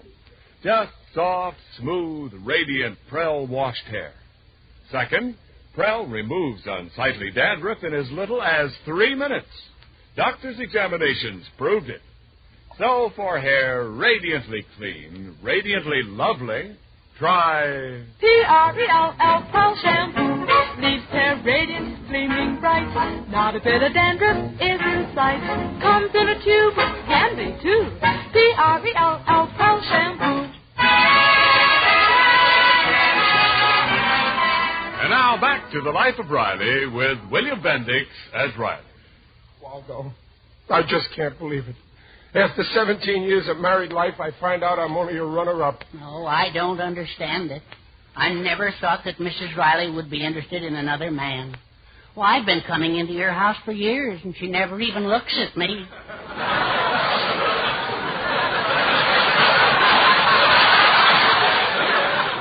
Well, I can't really blame Peg. It's all my fault. Just before Sidney came, we had a big fight. She was saying I never take her out for a good time. And she's right. Look, Mr. Riley, isn't that Monahan coming up your front walk? That's the beast. He's carrying a suitcase, a new one. But he's got one already. What does he want with another one? Oh, my heavens. No, it can't be. What can't be? Oh, no, your wife would never do it. Do what? Not to such a fine man like you. No, she wouldn't. Wouldn't what? Wouldn't what? She wouldn't. No, I won't even think about it. All right, then let me think about it. Well, the new suitcase. I thought maybe that she and Monahan might be... Planning to run away? Run away? No. No, my Peg wouldn't do that. She's loyal. She'd never run away. Not without taking me with her. I can't stand this. I'm going in there and find out once and for all from her own lips. Oh, that's a lovely suitcase, Sidney. You're a darling. Darling, Waldo, I'll tear him apart. It's a very roomy suitcase. This part holds 2 suits, and there's still room for your things, too. Her things? You don't think Riley's caught on? Oh, no, not my husband. He never knows what's going on. Waldo, am I hearing right? What time does the train leave, Sidney? Train? Waldo, it can't be. 9 o'clock, and we get into San Francisco in the morning. Waldo, it could be. Well, it's almost time to leave for the station. I'll get my coat. Waldo, it is. I can't stand no more. Let's get out of here. Mr. Riley, where are you going? I don't know. But they're going to the station. You've got to stop them. Well, what do you want me to do, derail the train? Go in there. No. No, I got my pride. If that's the way Peg wants it, it's okay with me. I won't stand in their way. I wish them both all the happiness in the world. And if they're miserable, it's okay with me, too.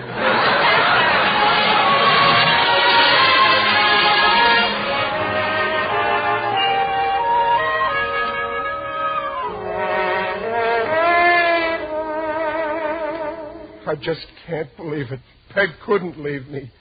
If she leaves me, I don't want to go on living. Everybody says it, but nobody means it. Who said that? Peekaboo, Riley. It is I, Digby Odell, the friendly undertaker.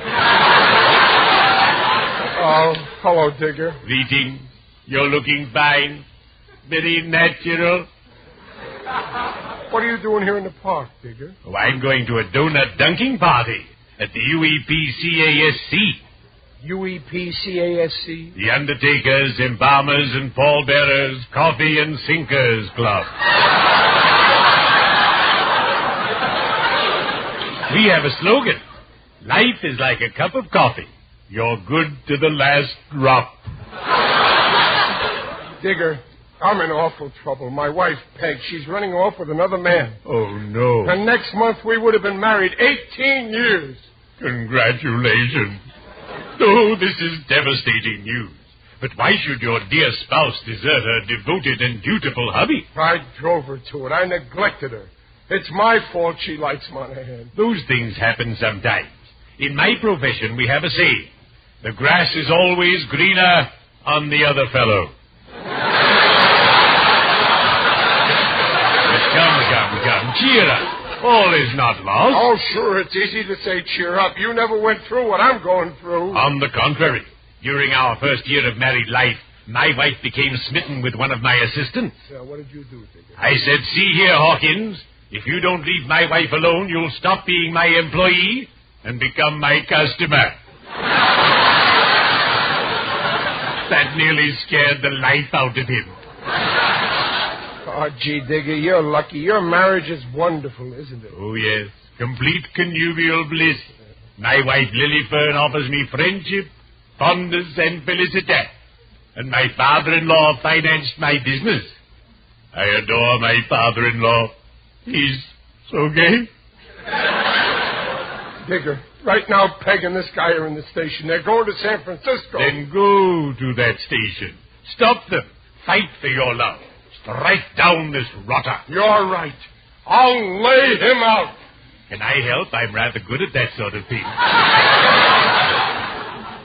Well, this is my fight, Digger. Well, good luck, Riley. And remember, I'm with you to the end. Well, cheerio. I'd better be shoveling off.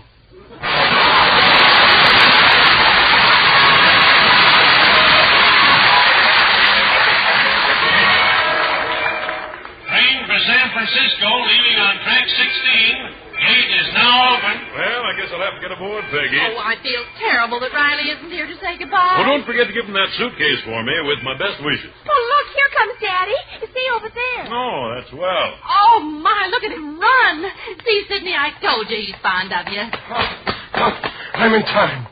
Thank heavens. Well, Riley, what's the matter? Monohan, get away from my wife before you break every bone in my body. What's eating you, Riley? Well, Daddy, what's wrong? Babs! Junior! What are you doing here? Well, they came with us, of course. He's taken the kids, too! For 16 years, I've fed and clothed them. Now that they're old enough to work, he's going to get them. Riley, have you lost your senses? Monohan, you asked for it. Put him up, you wife stealer. Riley, what are you talking about? I'm coming at you. Take that! Sidney, pick Riley up. I'm sorry, Peggy. He ran into my fist. Break up my home, will you? Run away with my wife, huh? Won't even leave me my kids. What? Well, Riley, you think Sidney and I... Oh, Sidney. He thinks that... Well, I'll be up. Daddy, you're impossible. They're all against me. Oh, listen, you poor darling. We just came down to the station to see Sidney off. What? No, I don't believe it. What about that new suitcase? Holy smoke, I bought that for you, Riley. Well, what about that picture I found in his pocket? That was for you, too. I only gave it to Sidney to have it framed. You mean you ain't running away? No, dear. I'm staying with you. What a revolting development this is.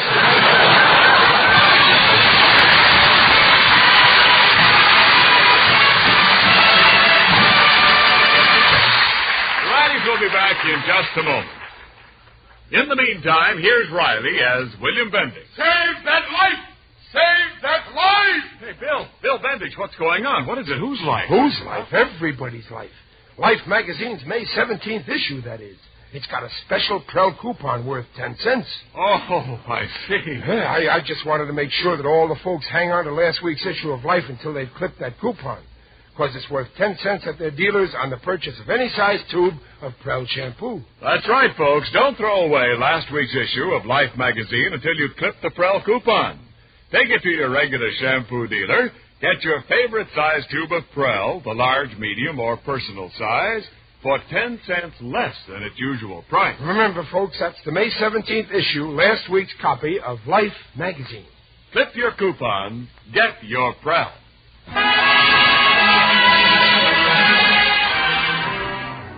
Then you forgive me, Peg, for acting the way I did? Oh, of course I do, dear.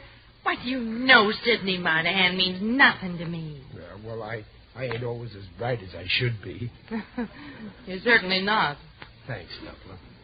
And you know what? Tonight I'm taking you out. Oh, wonderful. Oh, okay, then let's go. Hey, where's my good suit, the one with the herringbones? Oh, I knew there was something I forgot to tell you. Sidney borrowed it. He needed it for his trip to San Francisco. Oh, I see. I thought it was very forward of him, but I just didn't know how to refuse. Oh, well, that's okay, Dumplin'. This should prove how lucky you are that I accepted your proposal of marriage. What? Well, sure. Suppose instead of me, you'd have married Sidney Monahan. Today, he'd be your husband. And if I wasn't around to lend him my suit, your husband would be running around San Francisco in his underwear. Oh, you're a lucky woman.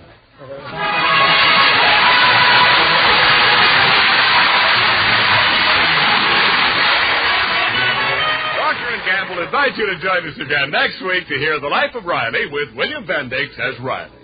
The script is by Alan Lipscott and Reuben Chipp. Mrs. Riley is Paula Winslow. Digger Odell is John Brown.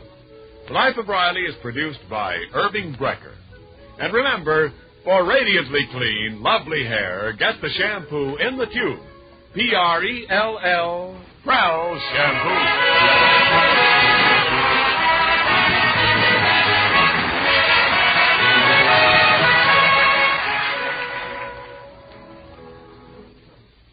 In the factory, on the farm, in the home. Hey, Mom, where's the lava soap? Yes, no matter what you do, you need L-A-V-A, Lava Soap, to get dirty hands really clean, because lava gets the dirt ordinary wash-ups miss. In every inch of Lava's snowy lather, 50,000 tiny scrubbers remove the deep dirt from skin crevices between fingers, around fingernails. With Lava, hands soiled by machine oil, grease, or grime come sparkling clean in 30 to 50 seconds. Mothers know Lava is wonderful for cleaning children's grimy knees, hands, elbows. And housewives everywhere are discovering the magic of Lava. As Mrs. Rose Holtzapple of Anthony, West Virginia says, after the day's housework, I always use Lava soap. It cleans my hands so quickly, leaves them feeling so nice. And Lava is amazingly gentle, too. So get the soap that gets the dirt. Get Lava soap.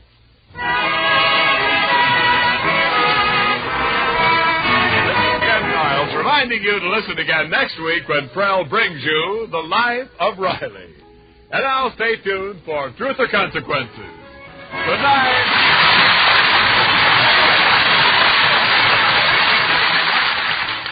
This is NBC, the National Broadcasting Company.